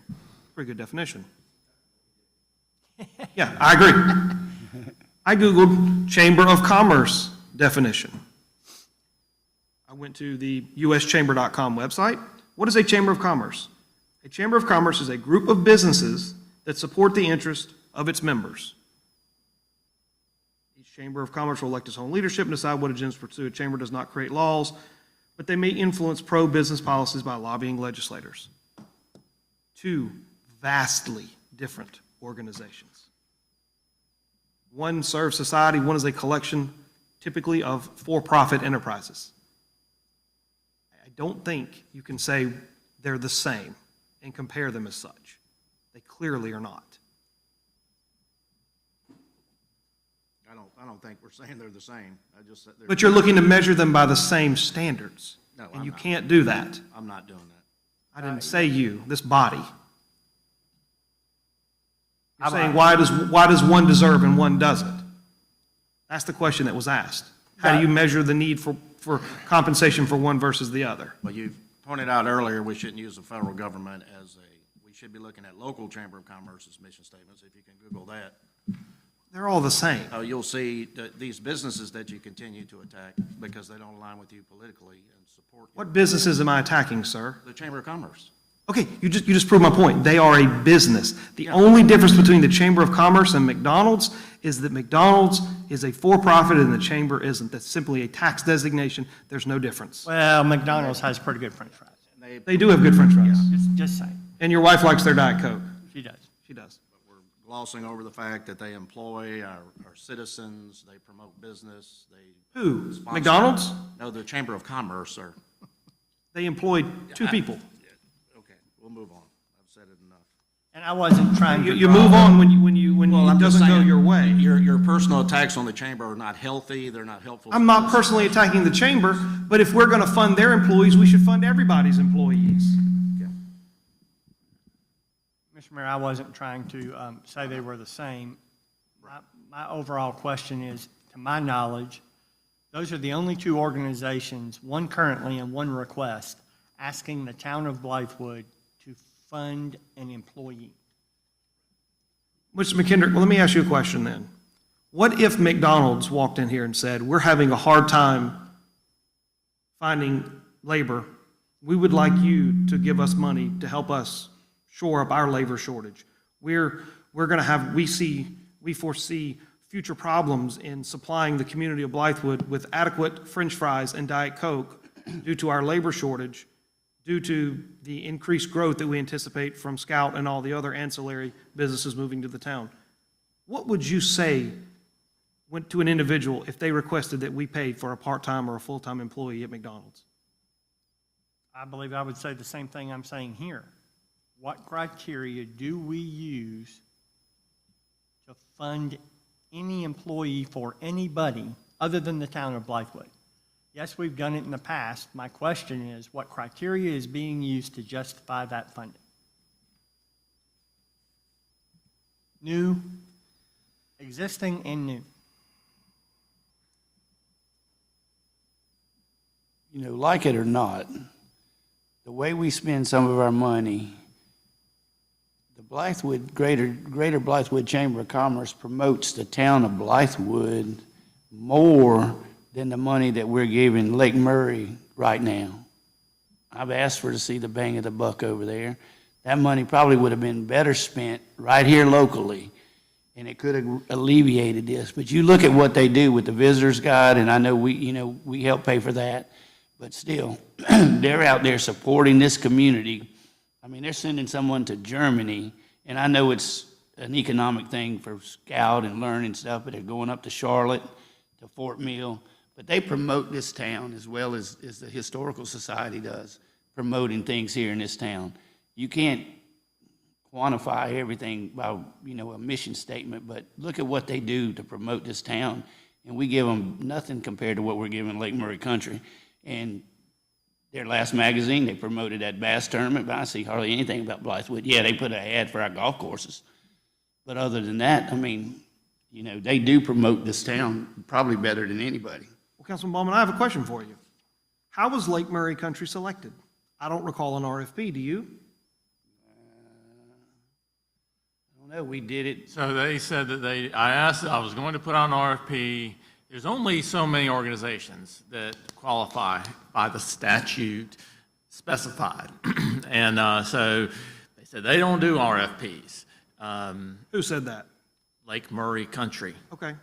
But they were the only one. Now we've got the Columbia Visitors Bureau is receiving some of these funds as well, as council approved. And so that's what I'm planning to do is, we have kind of a blanket amount there in the budget for the 30%, but there's only so many we can do, so we just have to kind of work within their system and work with them to do more for us. And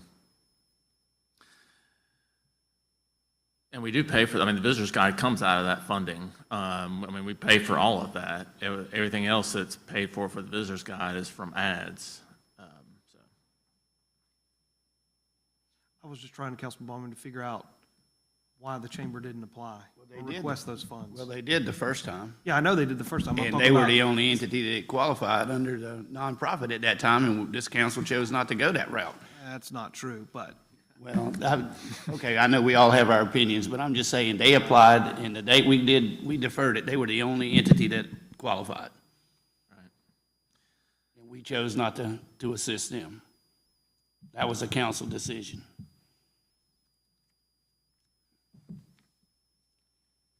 That's just my comment.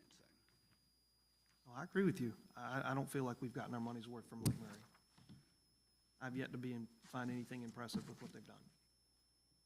Invited them back, are they coming back to present? Yeah, I think it'll come in, I'll get the Columbia Visitors Bureau to come in June.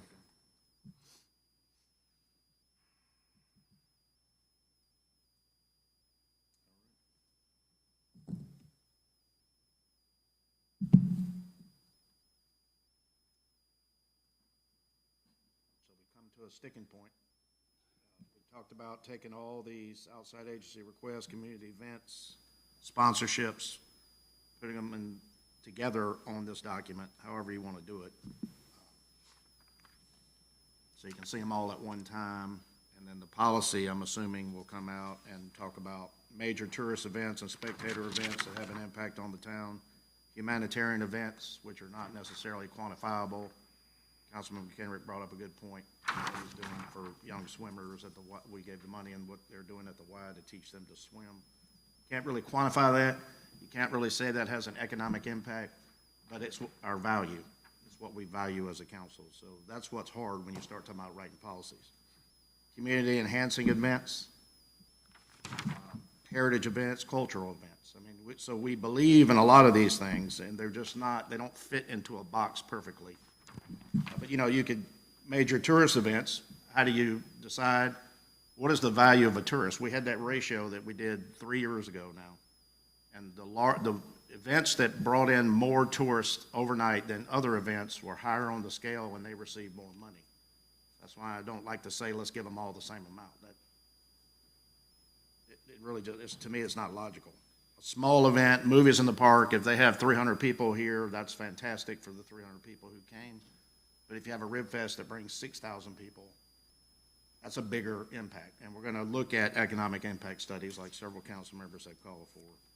But sometimes it's common sense.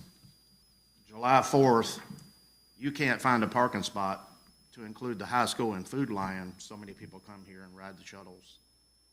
So to say we have to have an economic impact study on that event in order to continue to pursue that event, I would say that's just ridiculous. It's the biggest event we have. So some of these are common sense. We just have to decide what bucket, as this council is saying.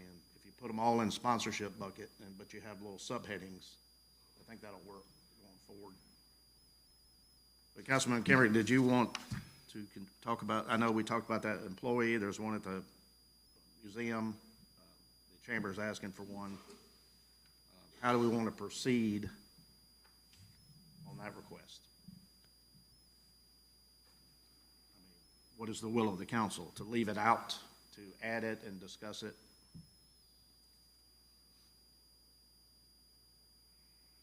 At this point, I think we need to make the tough decisions and decide. Mr. Mayor, I just got a text that the media can't hear. They said they couldn't hear me because of my microphone. I'm just trying to avoid the feedback, but they can't hear you either.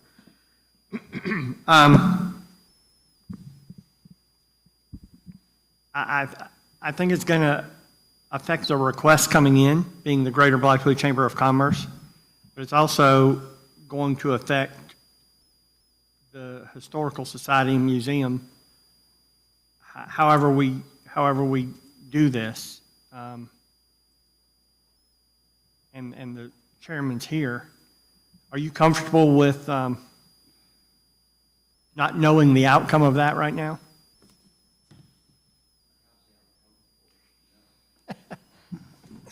I wouldn't be either.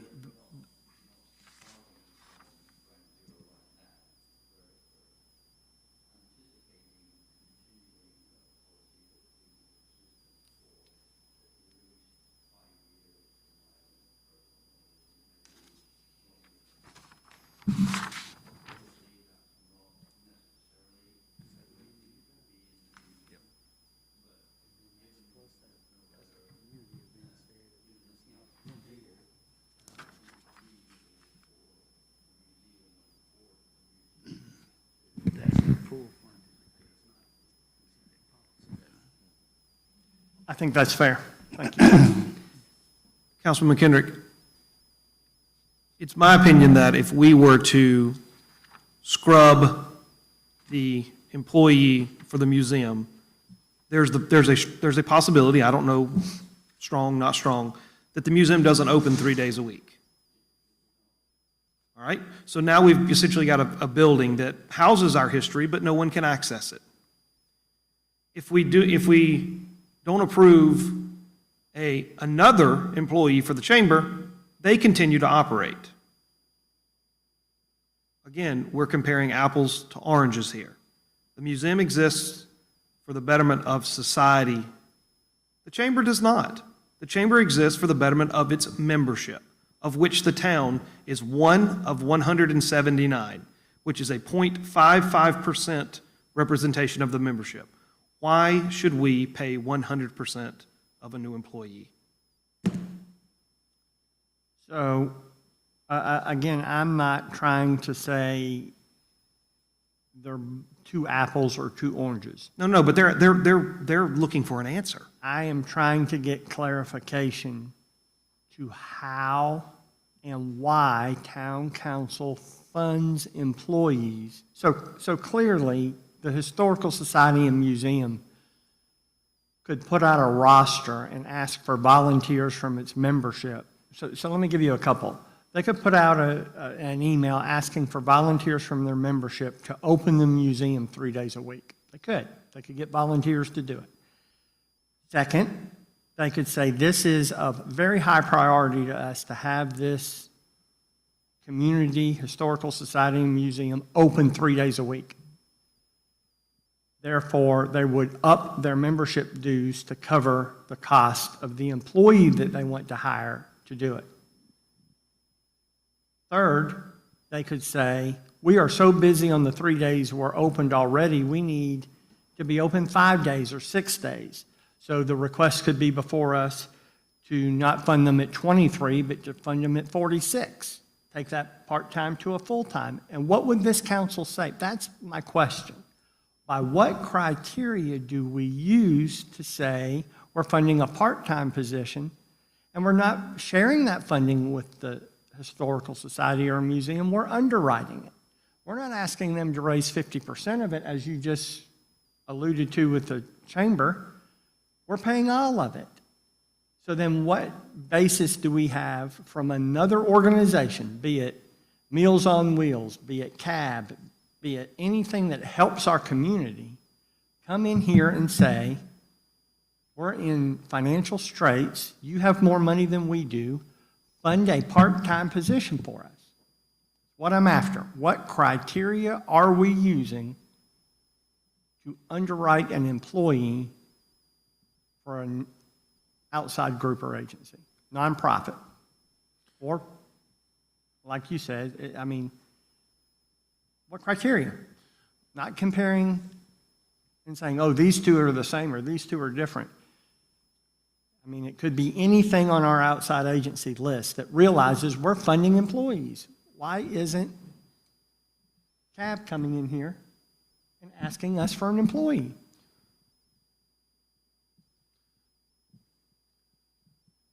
Mr. Mayor, so one thing I would just add is that the expense of funding the employee is an operation of a cultural facility, which is coming out of a separate fund from HTAC, so you have different priorities when you come over to the general fund. And I think you could say, okay, well, based on the general fund and all the priorities that the town has for this, it's under completely different criteria than a cultural facility, whereas the items, the organizations you listed are not cultural facilities. So it is kind of separated in terms of meeting a requirement, eligibility for funding. So, I mean, I know it's crystal clear by everybody, but just, I don't put that in the same category necessarily, because you're not comparing, you're not trying to make another organization a cultural facility. But we do have other cultural organizations. But not like where visitors are coming in from outside. I mean, I wouldn't consider, no one's coming to visit Christian Assistance Bridge just to see, to meet a museum. As an educational. Right, exactly. Or any of the other ones, I wouldn't really put in that category. That's, I mean, they are meeting a criteria that the others are not, I guess my point is. Well, as Councilman. And maybe that's the distinction or the definition of a cultural organization, is that those services are offered freely to the local community and attracts visitors.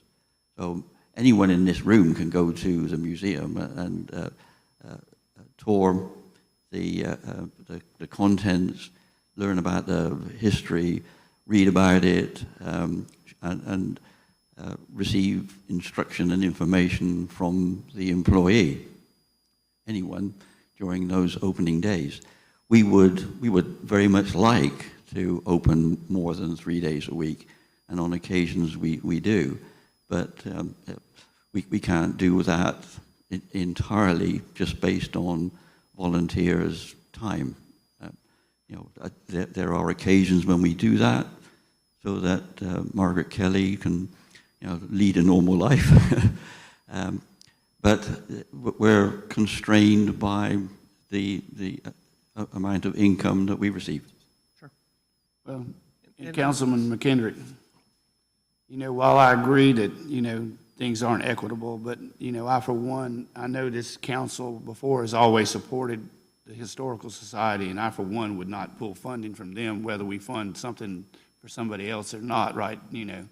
We've done it, and I wouldn't pull the rug out from under them, but I do see your point, and I do think that maybe there was a way around it, but I do see Councilman Brock's point. You just can't fund everything, but, we have always funded and helped out with the Historical Society, and they do open 3 days a week, but they also open for community meetings too. That's right. And they allow communities to meet over there. They don't ask for anything in return for using their space for meetings. Right. So, I mean, they're such a great asset to Blythewood. And when you see the open sign, you people go in there, It's one of those sticking subjects. I'm just, as a personal person here up on council, I would not pull funding from the Historical Society no matter what we do somewhere else. I'm not against funding, something else, but I would not pull that funding. Just to hammer home that point, Title VI, Chapter 4, explicitly addresses this issue. This is one of the reasons why state accommodations tax is given to local municipalities. It states that tourism-related expenditures include construction, maintenance, and operation of facilities for civic and cultural activities. That includes museums. The state is purposefully giving us funds to ensure that our museums are open. And there's no debate about this. This is law. So, there you have it. That's why the state is saying you will fund these with this money that we're going to give you. So, yeah, there's absolutely no reason to even consider pulling funding from the museum. Thank you. I hope you don't take it that I'm trying to pull your funding. I'm just trying to get my head around the hows and whys. Absolutely, and I'm just trying to keep up with, the ebb and flow of the discussion as well, just so that we know where we stand. Yes, sir. I think it's healthy.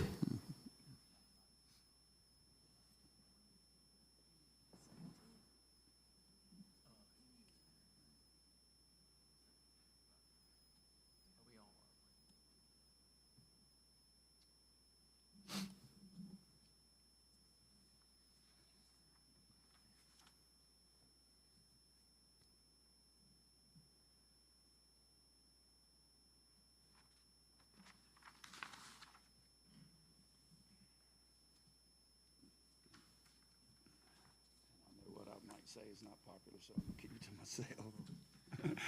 It wouldn't hurt anybody's feelings, but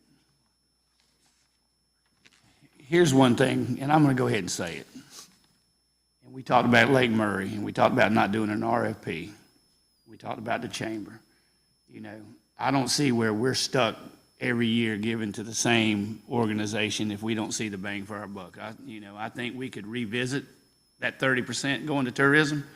And if we get different RFPs or we get something in request, just say it was awarded to the Greater Blythewood Chamber of Commerce at 30%. Well, that 30% will go a long way to funding a lot more than just the tourism events. We might see more of a bang for our buck. I don't know. That's just an opinion.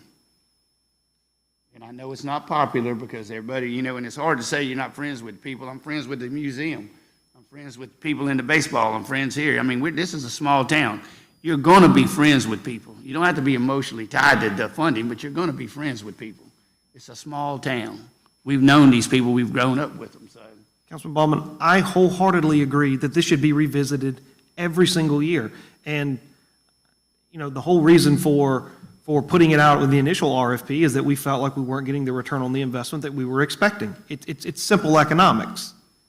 I think we're in the same position now. We've come full circle. You don't think that any of the money they spent, you think that's equitable to 2020 when there was barely any money spent? They have done a lot.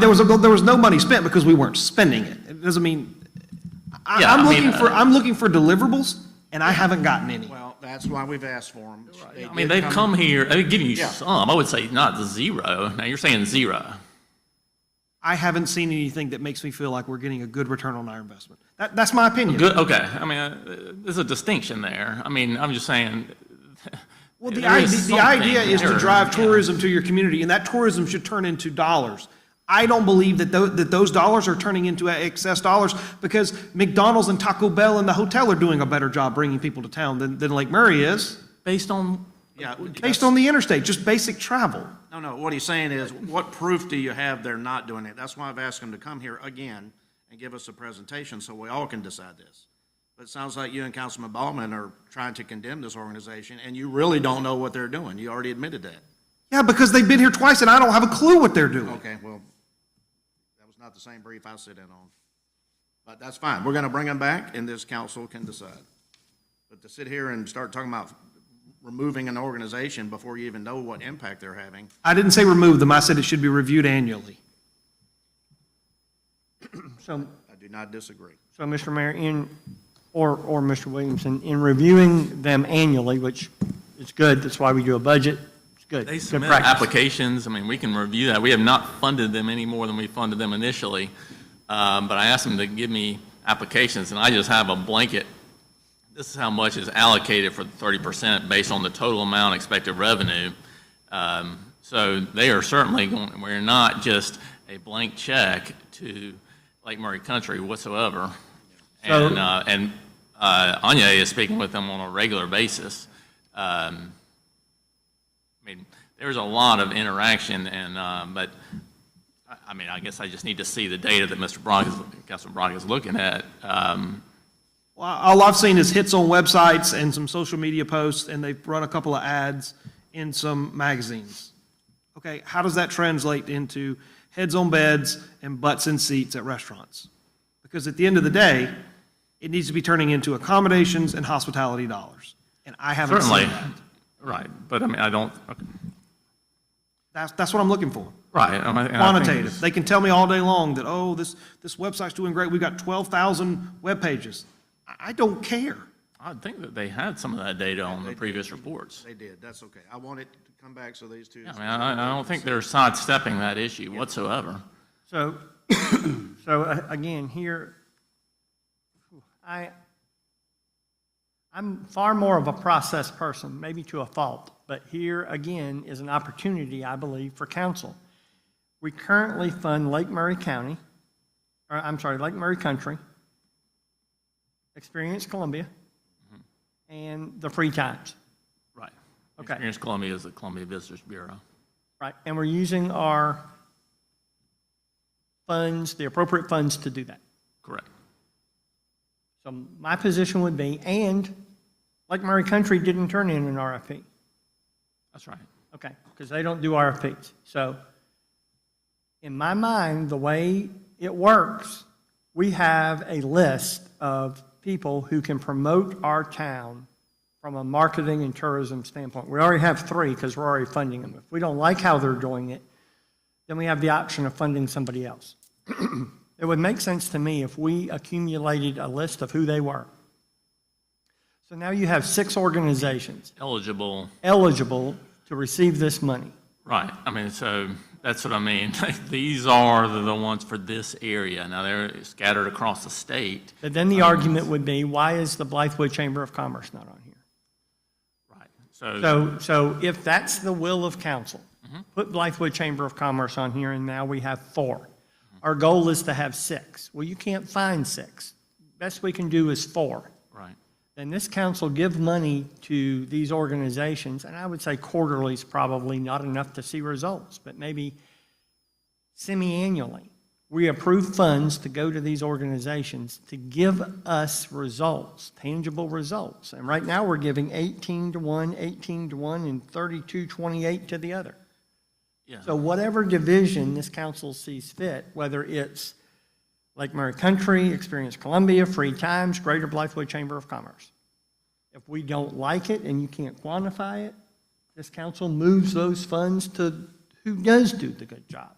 Certainly. But it does come across that we have my favorites, your favorites, and nobody's favorites.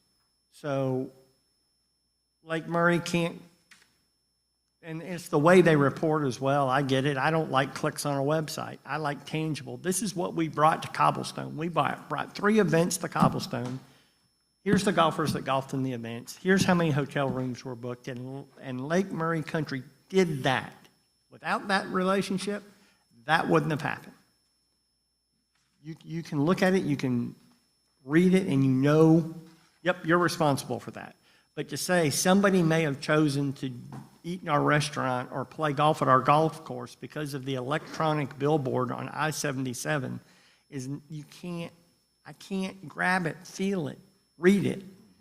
So again, process-wise, let's develop the group that we think and agree markets Blythewood the best, hold them accountable for what they're doing, and rotate in and of that group if they're not giving results. Or we may say, we're going to rotate even if you do give results. But to box one out because they weren't selected for an RFP last time, which we all know the results and how that is currently going, get the process, move beyond it, and because everybody's trying to square an angle at funding, and government's the easiest place to get funding from. So we may be able to kill two birds with one stone here, or multiple birds, but to have the process to which we select these agencies, and if the list isn't 6, it is what it is. But clearly, I believe, based on the definition of Chamber of Commerce that Councilman Brock read, the Blythewood Chamber of Commerce could be added to this list. Right, yeah, I mean, but it's for specific use of the funds. specific Right, use yeah, of it's the not funds. for the operation It's not or for the running an employee event. that's right. Or to bring the tourism in, the marketing portion It's a of it. specific So, I mean, I think that they would end up doing the same kind of thing that Lake Murray Country is going to be doing in terms of ads. I mean, so, I mean, I'm just saying, like, they're putting out the same, but I mean, I don't know what I think we could use as some of these studies, but I just need to talk with them, see if they can do that for us. But in terms of the marketing to bring visitors to the town, I think they're going to be using the same techniques. Same techniques. Right, so, And you got to spend the money on marketing and tourism. yes, That's it's got to what we be have to spent spend the each money on. year. And if you don't spend it, they're going to take it back. Right, yeah, So- so let's use it. It may not be the most ideal, and we can work towards getting to that, but we do need to spend it, and we can't just sit on it and, and just wait around for 5 years. So we're trying to hopefully that these folks are professionals, that they do what they're asked to do and bring folks to the town, and so we're Ms. putting Julie. some kind of faith in that. Yep, agreed. Ms. Julie, when you fill out the report for Turk, it asks you to list the DMO that the town selected, correct? It does. Yep. All right. So, but it doesn't ask for any additional details, am I correct? They don't ask you for how the money was spent or what processes they used. They just simply ask for the organization that council selected to administer their tourism program. And then the Turk, only if they're questioned, do they determine their qualifications? Well, they're very far behind on reviewing all of their reports. Fair enough. Here's one that we issued, it was 22 pages long. It was the back and the front, as they always have, but they say, who was it? Capital City Lake Murray, what'd they do? Annual marketing, what'd they do? Visitor information map, ad for the manor. And then we submit all of these documents that, from Lake Murray Country and all this stuff. Yeah, we submit submitted the application, so they have. to them, yeah. all of our 8 tax, or, the applications that come with this. So, and Carol's little notes and everything. Okay.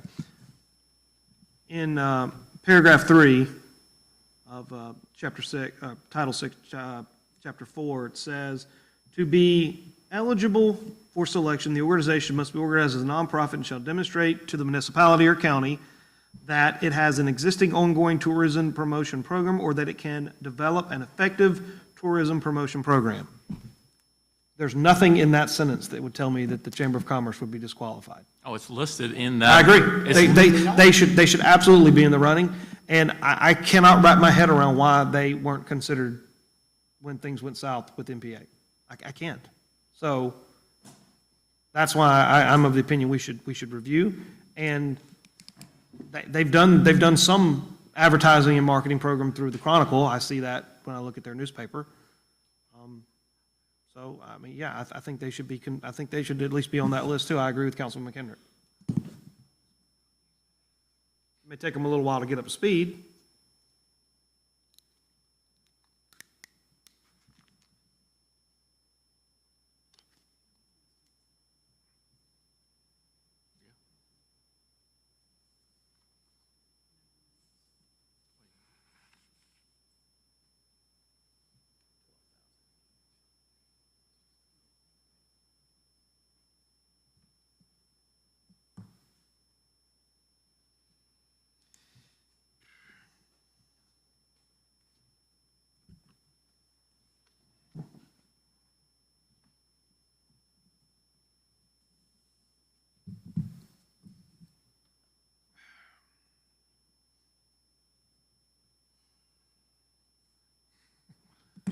can't take action, but just to continue the conversation, I guess we're doing our budget beginning March every year, February, March. So going forward, these organizations, marketing organizations, need to present something to us in January, February timeframe every year. So then, as we debate the budget, we can decide to switch the monies around to the most effective ones, like Councilman McKendrick. Yeah, so they have submitted applications, but I really hadn't gotten into them because I don't think, with all the other things, we just hadn't decided how we were going to allocate that, but we certainly had not told them that they're getting what they're asking for. We just said, give us an application, and we'll get to that when we're ready to spend it. There's also nothing that prevents us from reversing course midstream. You could Yeah, just it's decide one day. just, they gave us a request. Yeah. And that's But I'm all saying, it if we accepted their request for purposes of the 2024 budget, we could decide in 3 months, we're not really happy with this, we cancel that one and move to somebody else. Certainly. Yeah. But, I mean, We're not bound well, I mean, by that. if we say Acceptance. they want some of the funds ahead of time to do the things that we've asked them to do, Would they do less if we added another entity here with the 36,000, not taking the free times $3,200? right, You take the 36,000 that Divide we're into giving three. two and divide it by three and give everybody $12,000, would we get any less?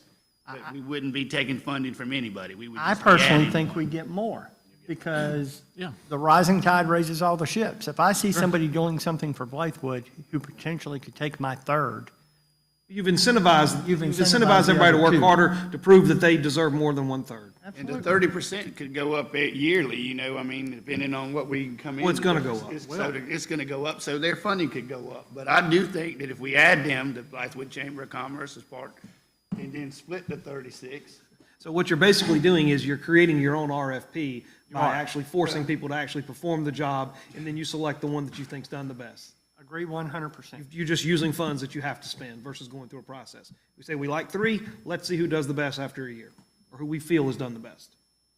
Then you can adjust your percentages if you so choose.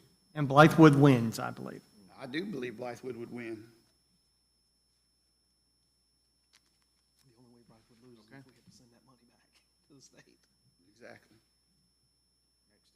Just a question, Mr. Mayor, are we going to have a working lunch? What was the plan for today? we have lunch coming. You do? Okay. I was going to request a break, but I'm not.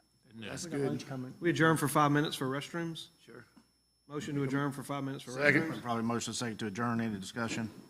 All in favor, signify by saying aye. Aye. All opposed, the ayes have it. Just a few minutes. And just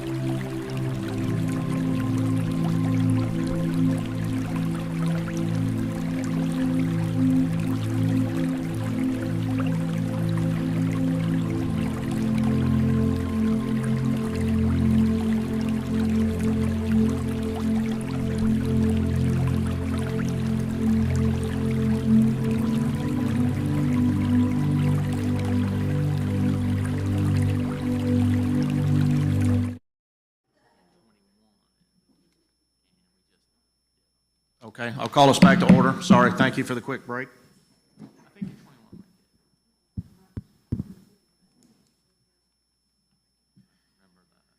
So I guess where we go from here, my recommendation to the council, Mr. Williamson needs a number to hold. If you add up all these, Eddie, what was the number of all these requests? All right, the requests are 236,900, not counting the community events at 47,000. If you add that in, you're right at 283,900. Yeah, the community events are already on here. Does that include these four on the back? Yeah, we just Those added. weren't requests. Okay. Take that, that's 142,000 right there. If you take that out, it's $94,050 plus the 47,000 in What I'm Put the saying. outside agency requests in that box too. Well, the outside agency requests are already on the budget. I know, I'm just saying that, well, we put them all into one line. Yeah, that's what, okay, Yeah. let me clarify. What we did is we took this sheet, because these are not in your budget right now. That's right, those are not. Right, so when you add all those up, it's 236,900. Okay, I think we need to pause that for a Yeah, second and okay, go go back to 10, 41, 23, 75 community events. It's currently in the budget at 47,000. There have been some concerns Yes. about several of these. I believe we should iron out that and get that number fixed. And then anything that we don't want in that, if you can either, page 3, you can either delete or transfer to another line item.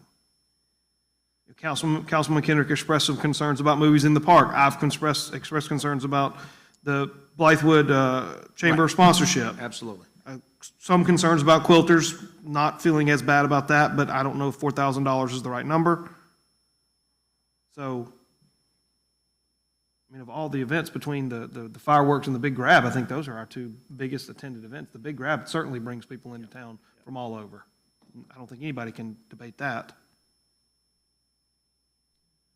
I don't think Purple Heart necessarily belongs Okay, in all right, that. so the big grab, what the funds are used for are not all 100% marketing. That's why we just put it in community events instead of H-tags. Well, I wasn't saying put it in H-tax, I was saying you could go to sponsorship. Okay, well, you were talking about tourism or something about Well, it yeah, brings in I all mean, these people. that's what it is. It is a I know, but tourism generating that's not a event. criteria for a community event. Well, neither are sponsorships. I don't know. I'm just saying that that's the reason it's in the general fund instead of H-tax. Yeah, I mean, a portion of it is, but just to keep it simple, we just put it in general fund. All right, so I guess just to get it straight, all right, the only community events we're talking about that would remain in community events would be Purple Heart. Okay, what is that? What does that 150 represent? Just Is it a membership? no, it's the Purple Heart ceremony. I'm we do sorry, on I'm the sorry. steps, yeah. Yeah, I'm sorry, I'm, So, I mean, that's a community event, but it's not really tourism. that didn't, yeah, I agree with that one then. Yeah, no. No, I mean, and it's largely donations. So, I mean, farmer's market is, I mean, we're essentially sponsoring that. Yes. That's a given. Oh, I know, but I'm just saying, in terms of whether it's a community event, or I'm just trying to figure out where we're going to put each fund, because that's what it sounded like Councilman Brock was saying he wanted to get straight. Right. Well, I definitely think. So Movies in the Park is a, I think you could argue that farmer's market is a community event. okay. It is. It's open to the public. You can go enjoy the music. You don't have to spend money unless you want to. You can come out and enjoy the sunshine and listen to music. So I agree. Okay, so No argument. from that category, I mean, from that definition, then Christmas Parade is a community event, Big Grab is a community event, and the cultural events. You just moved the Greater Blythewood Chamber of Commerce sponsorship to somewhere else then if you don't think it's. Oh, just put that in That in- sponsorship. Sponsorships. Well, based on the qualifications that the mayor just said, movies in the park would hit, but there's some concern about the arrangement that the town has Right. with the other individuals. So I would pull that out and Right. review So that what would- separately. So I would say then, based on all that, community events are Farmers Market, Purple Heart, Christmas Parade, big grab and all the cultural events.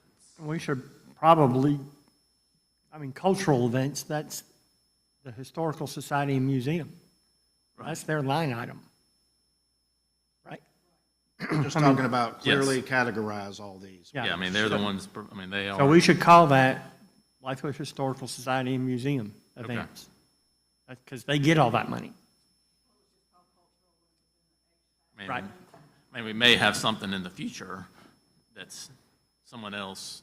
Didn't we ask them to host these events, the veterans, the Black History Month? So, yeah, they're doing it on behalf of the town. This is not hitting their bottom line. And they've actually, that Veterans Day event hardly can be done for $5,000. I'm just telling you, sometimes they go over and they have to use their own funds. Because it's just, things are getting more expensive. They ask for that, but they're good with that.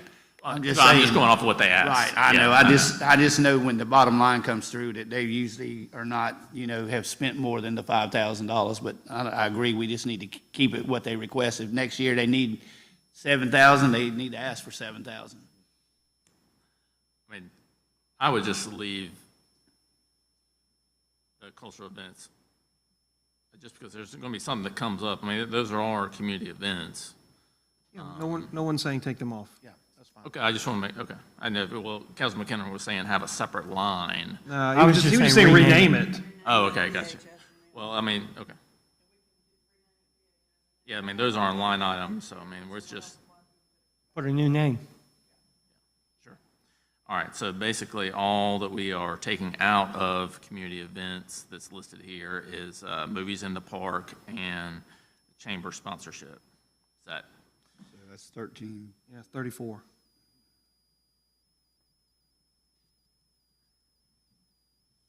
And then, so add those two to sponsorships that include everything on this list.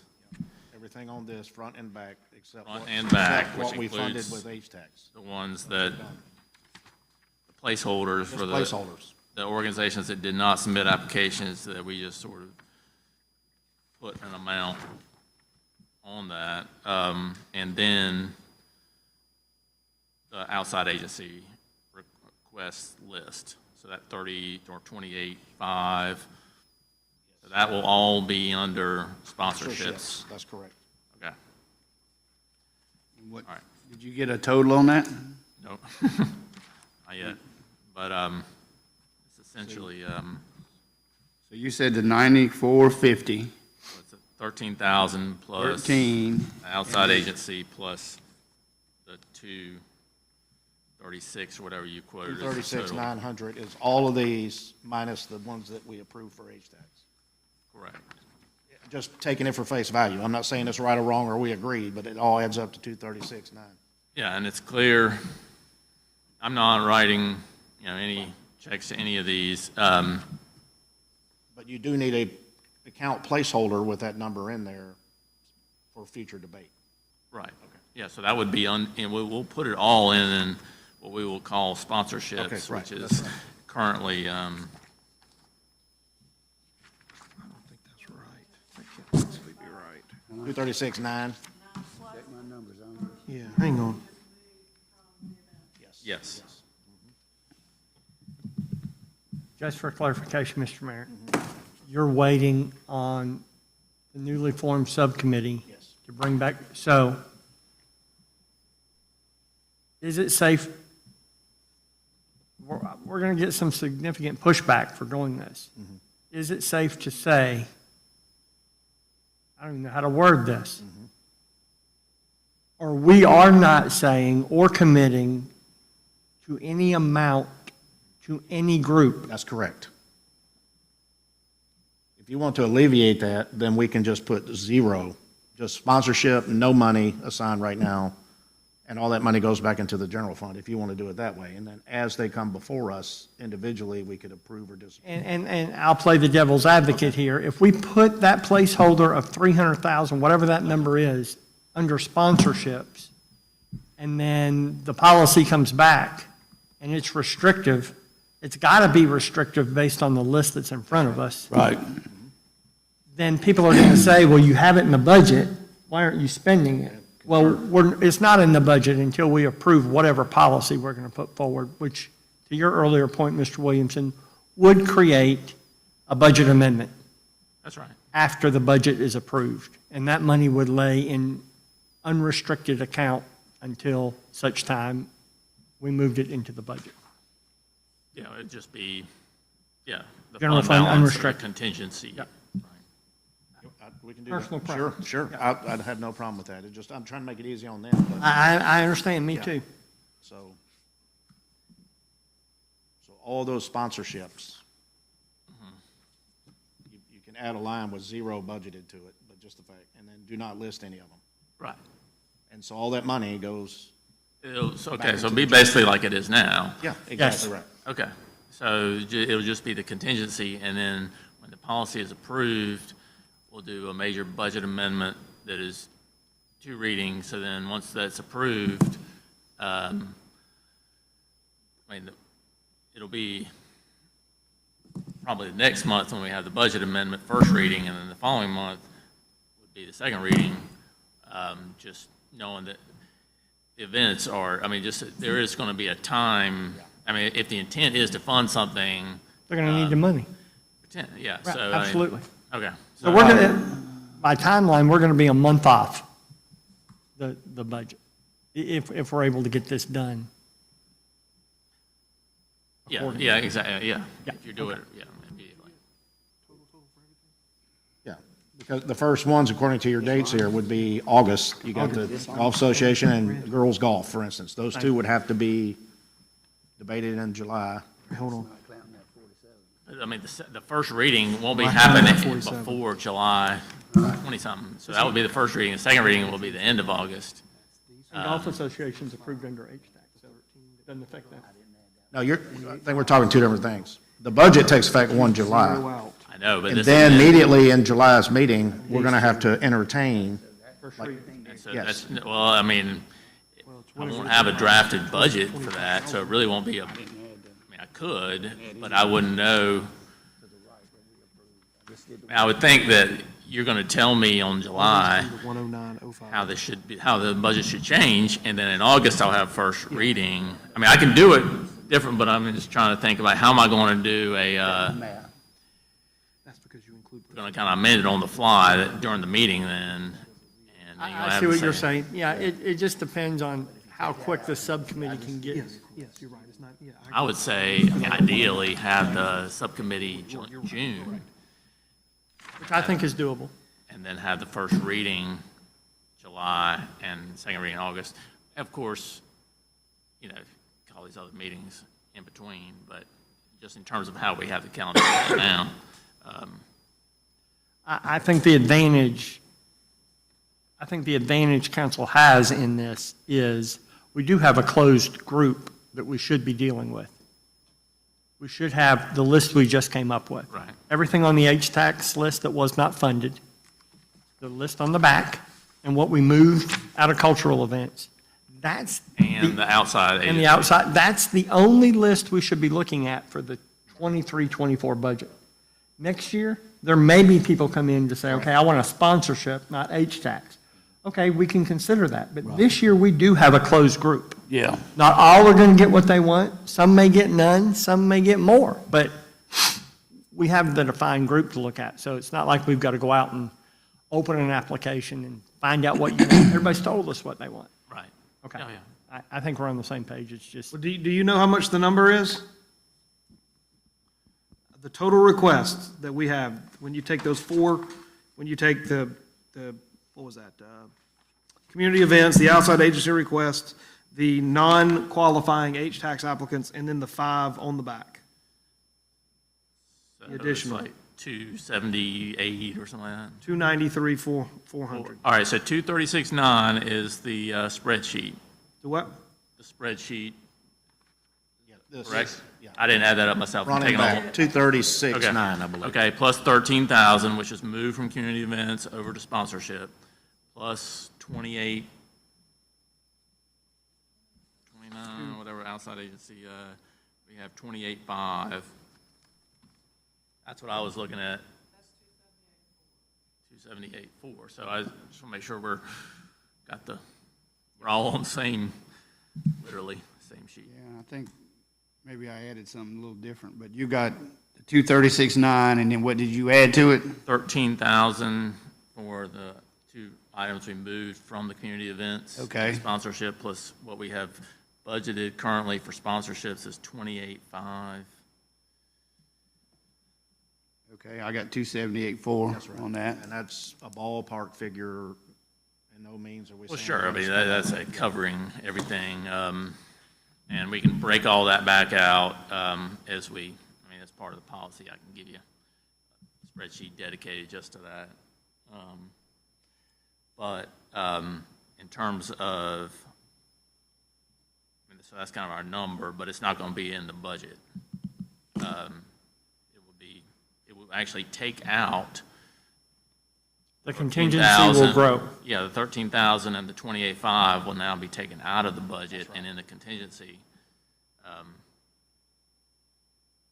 So, And this, all these numbers, this budget, all these numbers we just talked about does not include the part-time employee for the chamber. that's H-tax. Oh, the chamber, yes, I'm sorry. Well, I did add the 47,850, is that what we're saying? No, the part-time That's employee, historical. I've never, Historical Society. Oh, I'm sorry, the chamber, yeah.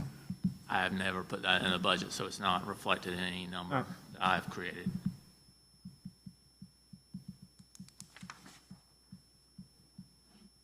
Still, depending on what we come back with, there's still plenty of money to do that, because you can't fund these at the amounts that we put in the number. No, no, So absolutely. there's plenty of money in that number that we're talking about. So you're saying add that. What was that number? Chamber's request? I'm saying don't add that, because you know these, Try, oh, will go down. I fully understand. Okay, got it. Do you have enough now? I think so.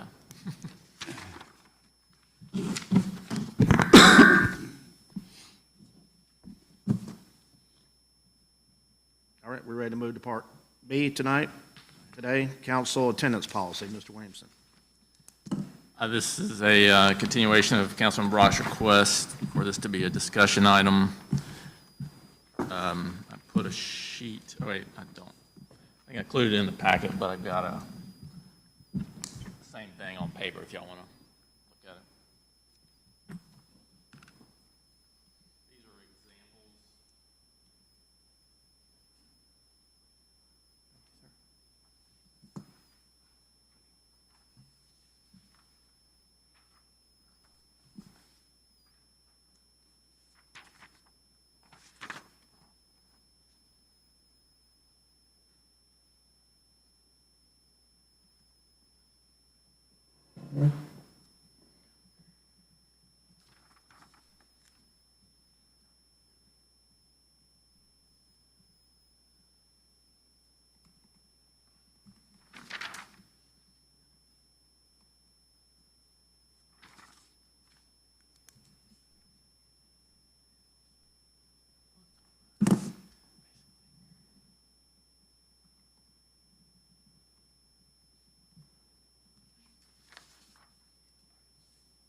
Okay, discussion.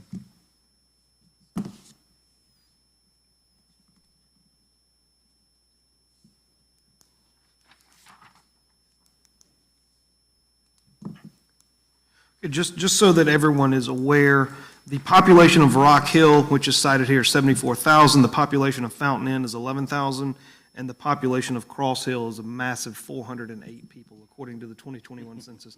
Not quite sure Cross Hill is relevant, but nevertheless, it's on here. Mr. Williamson, you pulled the, basically three sections that said that council members are required to attend meetings. That was the only one I could find where it. And that's fine, and that's fine. As our town attorney said, state law is silent on this. State law does not require anybody to attend a meeting. My only question for this is, where's the part that says what happens if they don't?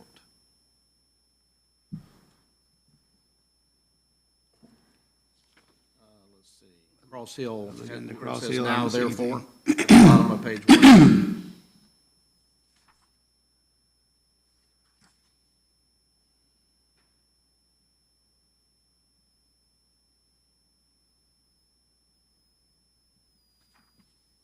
I think the only thing that kind of drove this, and I'm glad that Councilman Brock brought it up, is in years past, you can miss meetings. It's not the idea that you missed the meeting.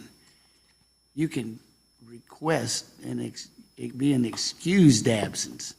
But that's all I think the mayor was looking for, was people to say, look, I can't be here, and that's an excused absence. But if Councilman Brock doesn't show up we don't know if something happened to him or on his way here or what. I mean, that's the only thing that would drive, I don't think you need to be penalized. I think you just need to be in there. If you're not going to make it, you need to request, an excuse that you're not here. I mean, I don't know how you penalize somebody for it, but I just think that, in years past, if you missed, you just ask, I'm on vacation, And I've driven back from vacation because that meeting was important, and then drove back to vacation. But I just think sometimes you're going to miss. You're out of the country or something. But just an excused absences, I think, is all most people are looking for. Well, I think, Councilman Ballman, you hit the nail on the head when you stated in the prior discussion that it's a courtesy, that you extend that courtesy to your fellow members of council. My point was that it wasn't required, and it felt like one individual member was being singled out. I don't have a problem. If this council wants to pass an attendance policy, sure, go ahead. But I want to piggyback on that, and let's not schedule meetings prior to 5:30, simply because there are some of us who still work 9 to 5s. And there's a lot of people in the public who work 9 to 5s. We're not all as fortunate as Councilman Ballman, who has served his county and city and state well, and is now, gets a check from for his services. We're not all that fortunate. And I know that probably 9 out of 10 people in the community of Blythewood are the same. They have to work too. Now, we've taken steps to put it online and stream it through YouTube, and that's great. That's a good first step. But it's like watching a hockey game at home versus actually being in the arena. It's a different experience when you're here. So I have no problem with an attendance policy. If you want to enact some sort of punishment for somebody not showing up for an unexcused absence, okay, sure. But don't make it difficult for some of us to have to choose between what puts food on our table for our children and coming to a town council meeting. I don't think that's too much to ask. I see your point, but I do think that we've tried to minimize AM meetings, but the way to overcome that, I guess, is, we've met on Saturday before. Most people are off on Saturdays. I know We had budget work session one year on Saturday. I have no problem with that. But I know staff has to work on Saturday on that, but that alleviates that problem right there. I just don't like, you start at 5:30 or whatever, but man, you go to 10 and 11 o'clock at night on a budget work session. I mean, I don't think that's good for the public or good for us either and budget work sessions are the ones that's going to go long. We don't usually schedule meetings during the AM hours except for twice a year, 3 times a year. And if we do, I think we just move it, if it appease everybody at council, we move it to a Saturday. Well, I do send out the calendar, try to get that out early. So, the main thing is just planning, because we got to coordinate more than just the councilman showing up.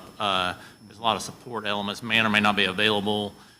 We just need to plan, and that's all I ask. I have no issue meeting on a Saturday to do our budget workshop, and as we said, Mr. Gorge is right here, we have used the Blythewood Historical Society before for budget workshops. Certainly. We can use the chamber office for budget workshops if we need to. That's always available. They have a conference table back there. We can still get the same amount of work done. We just won't have as much public in the chamber office, but the Historical Society offers the room for. We could also use the community center, the Blythewood Community Center from Richland County. We could use that on a Saturday if we needed to. Right.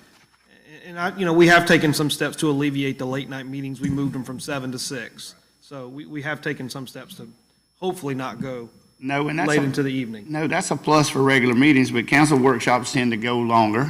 And, I don't mind giving up a Saturday morning. We make 4 or 5 hours on a Saturday, meeting in the morning. I'm not speaking for staff now. I'm speaking. That's not a concern. It's just a planning thing. We just need to, what I would like is that we just kind of come up with a plan. When I have the calendar, I'm just trying to come up with a suggestion. And if y'all approve it, then we're going with that. And so, but if you want to change it, then just let me know in advance so we can have everyone you need here.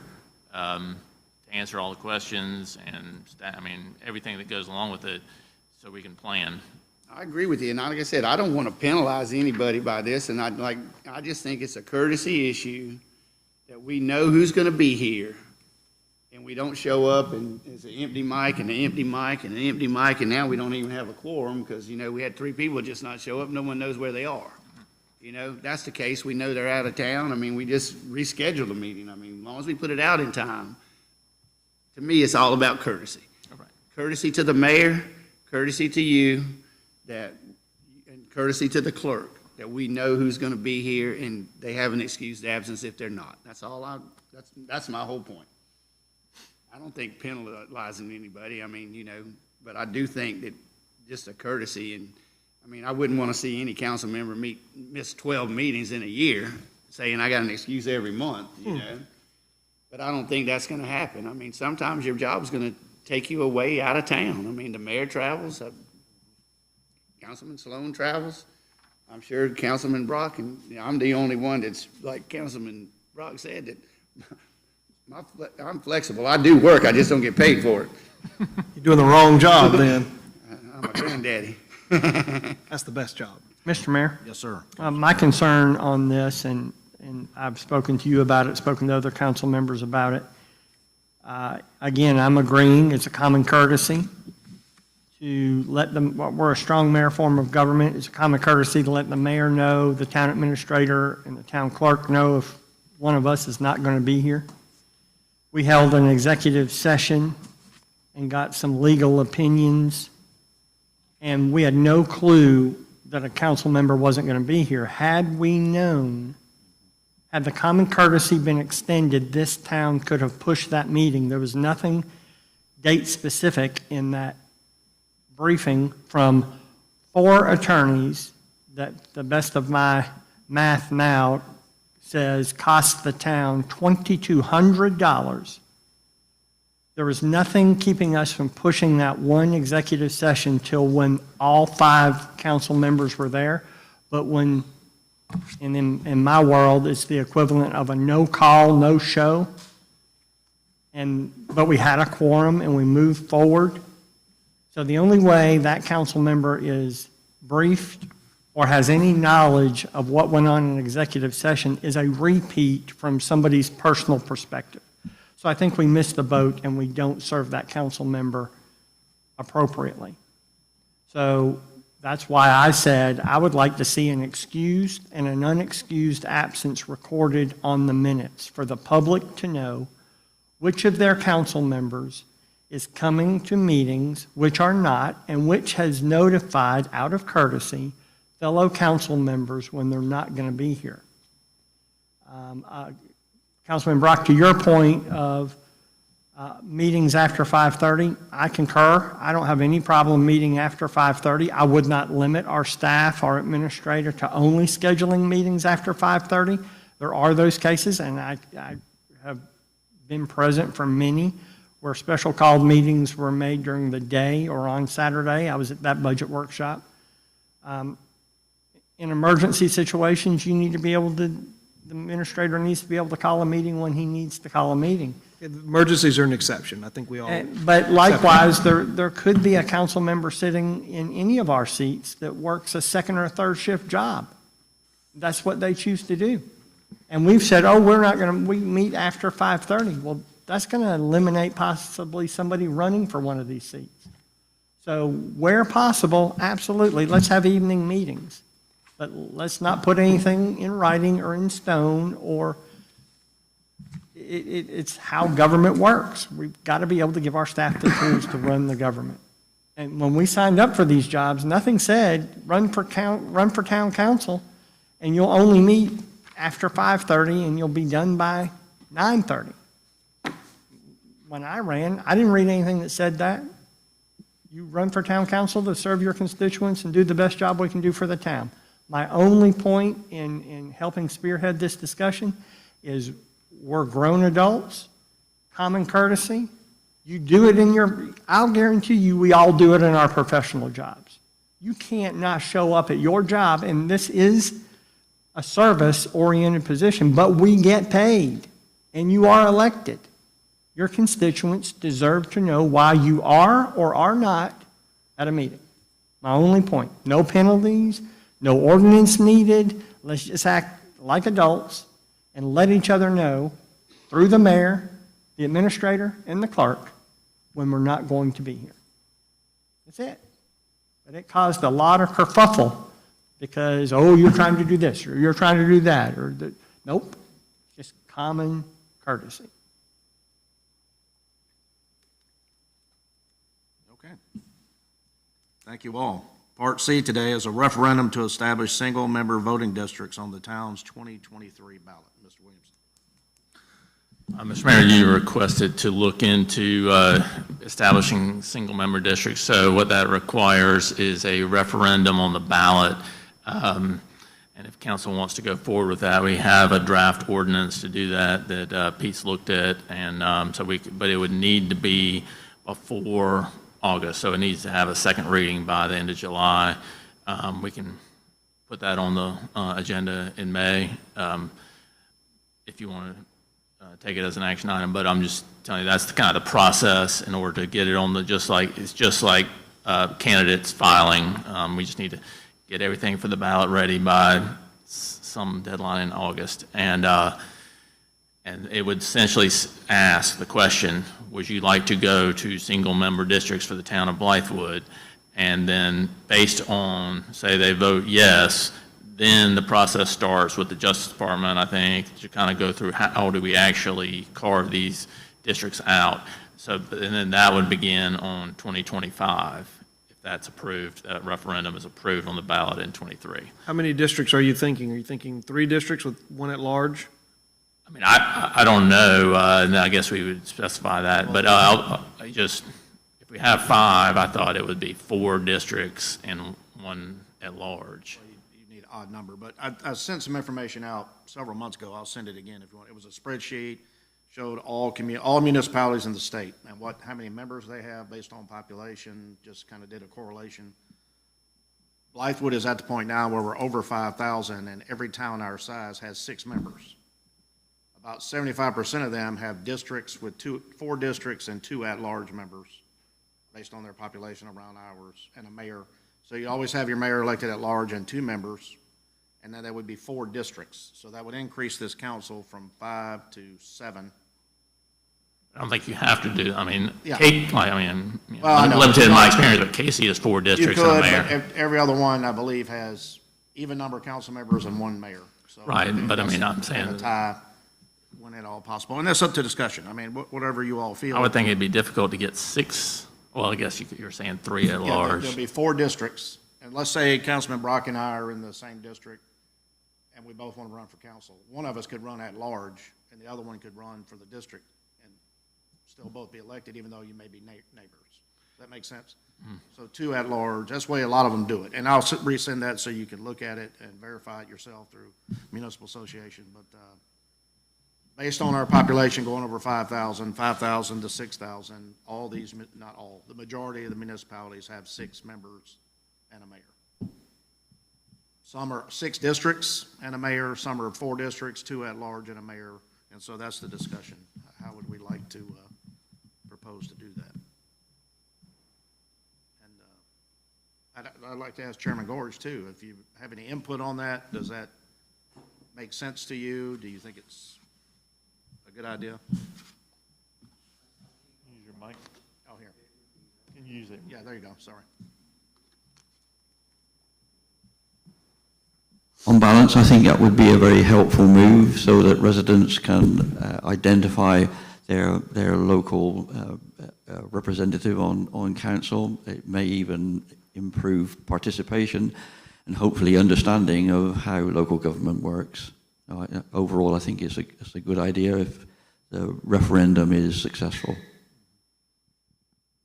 How would we define the districts? I mean, by population, try to make it equal?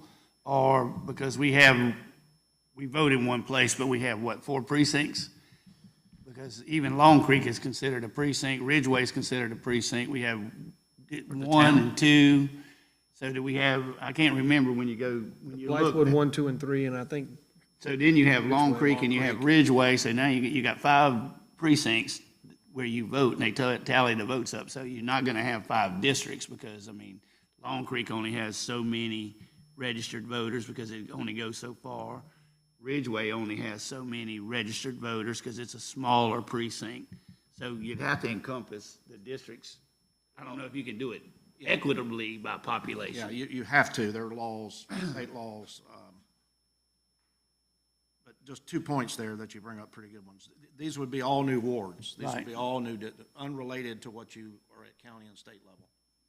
So I think I'm in what, Blythewood 3? But I would be in town of Blythewood 1, maybe, you know, however it pans out. But there are independent agencies which work with the state and municipal association that are tasked to draw this. And since we're, thank goodness, nonpartisan in the town, they don't consider registered voters. Right. They look at living blocks, and I'm not gonna speak for them, but there are formulas that they use, and there's a certain percentage. Like congressional districts have to be plus or minus 1% of population to each other. I believe town districts are like plus or minus 10%.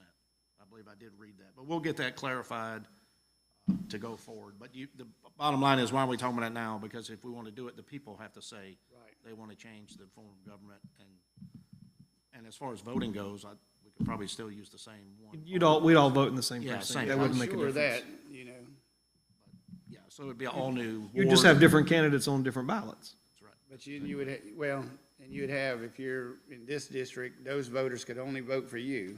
That's correct. That's right. But if you were at large, the whole Correct. town could vote for you. Correct. Exactly. So almost, sometimes it'd be more beneficial to run at large than as a. Well, that's a decision that somebody has to make. Because, right. because That's right. you would open up But it's a yourself fair, to- yeah, it's a fair system that way. It so- is, I It agree gives with you, it you. gives you multiple opportunities to run. Yeah, that's right. I'm not against it by no means, I mean, It's fine. but I do think, like you said, if we expand to 7 members, you'd almost have to expand to 7. The mayor, No, Mayor's always at large. Yeah, always. you know, but you said 2 at large, 4 districts, and the mayor, so that's 7 people. That's right.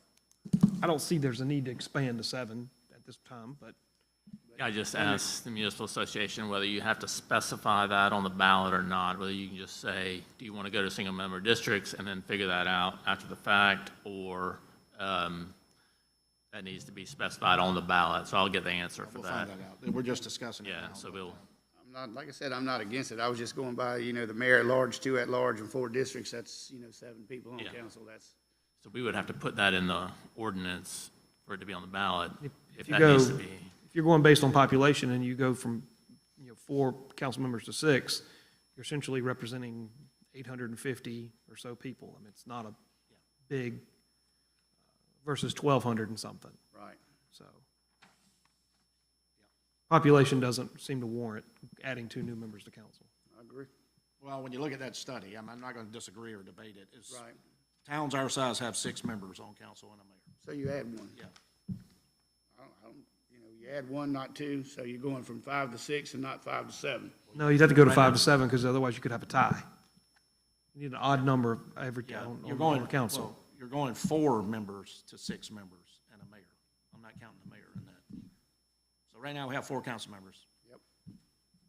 But other towns our size have 6 council members. So Okay. maybe we don't do that. Maybe we just take the 4 we have and do 4 independent districts, but I'm not trying to run anybody off. I don't want that accusation. Like, if they end up drawing a line and you and Councilman Brock are in the same district, and you say you wanted to continue serving, you would have to run against each other. Whereas if you had 2 at large, one of you could go at large, like we talked about. You're welcome to go, Eddie. It might be 2 different questions then on the ballot. Do you want to go to single-member districts, yes or no? And then do you want to increase number of council members as a second question?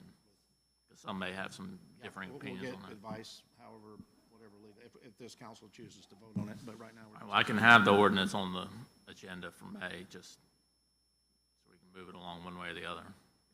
And there's really only 3 ways to do it. You can do 2 districts, 3 districts, or 4 districts. that's right. And then you have 1, 2 at large. Or 3, I guess, if you did 2 districts. No, 2 at large. But I'll just say, it's hard to do because you got to do a referendum every time. And after the referendum, you got to wait 2 years before the next election to have it in place. So we kind of, if we're going to do it, we got to make sure it's right for the future. Who knows about annexation? Who knows if the town borders will expand and will grow in size to 8,000? I don't know. But you won't want to have to come back and revisit this in a 2-year cycle. So good. Okay. Thanks for the input. Any other comments? Open citizen comments. Anyone wishing to speak?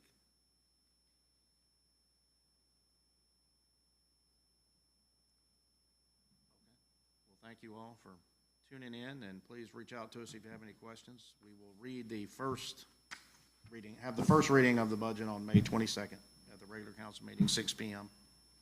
The second reading will be the June meeting, and the new fiscal year, this budget we're voting on will take effect on 1 July. All right. I'll entertain a motion to adjourn. So moved. Second. It's been probably a motion seconded to adjourn today's meeting. Any discussion? Just thank you, staff. Appreciate it. Oh, yeah. Thank you. Thank you. Thank you for all the input. All in favor, signify by saying aye. Aye. All opposed? The ayes have it. We're adjourned. Thank you. Yeah. No, you can eat. It's right here. All right.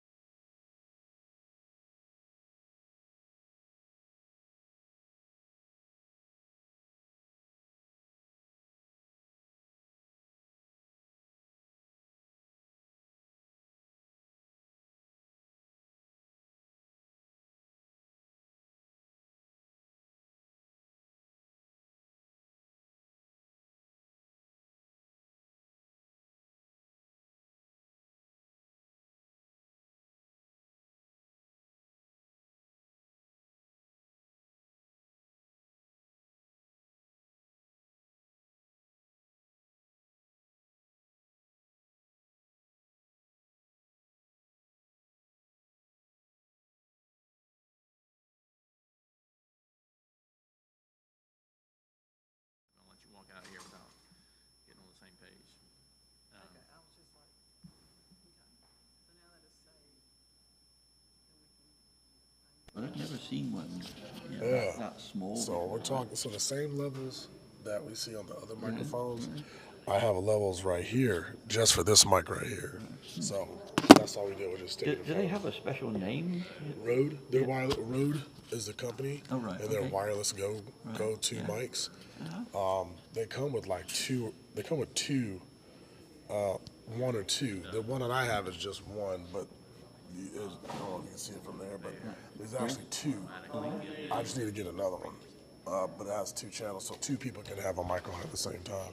But these things are like, these are industry professional wireless mics. Like I use these to shoot movies with. They have a little, and here they have a little, the same way that you would see a big condenser mic like on a movie set. Yeah, yeah. That's the same thing that this thing is with this little cap on. So that's a windscreen. So this little thing is like amazing. It's amazing. I guess it just shows what, It'll be good to break it down, because they're gonna say, wait, you get so accustomed to mics being, a certain shape and form. Yeah, these little things right here. Incredible. These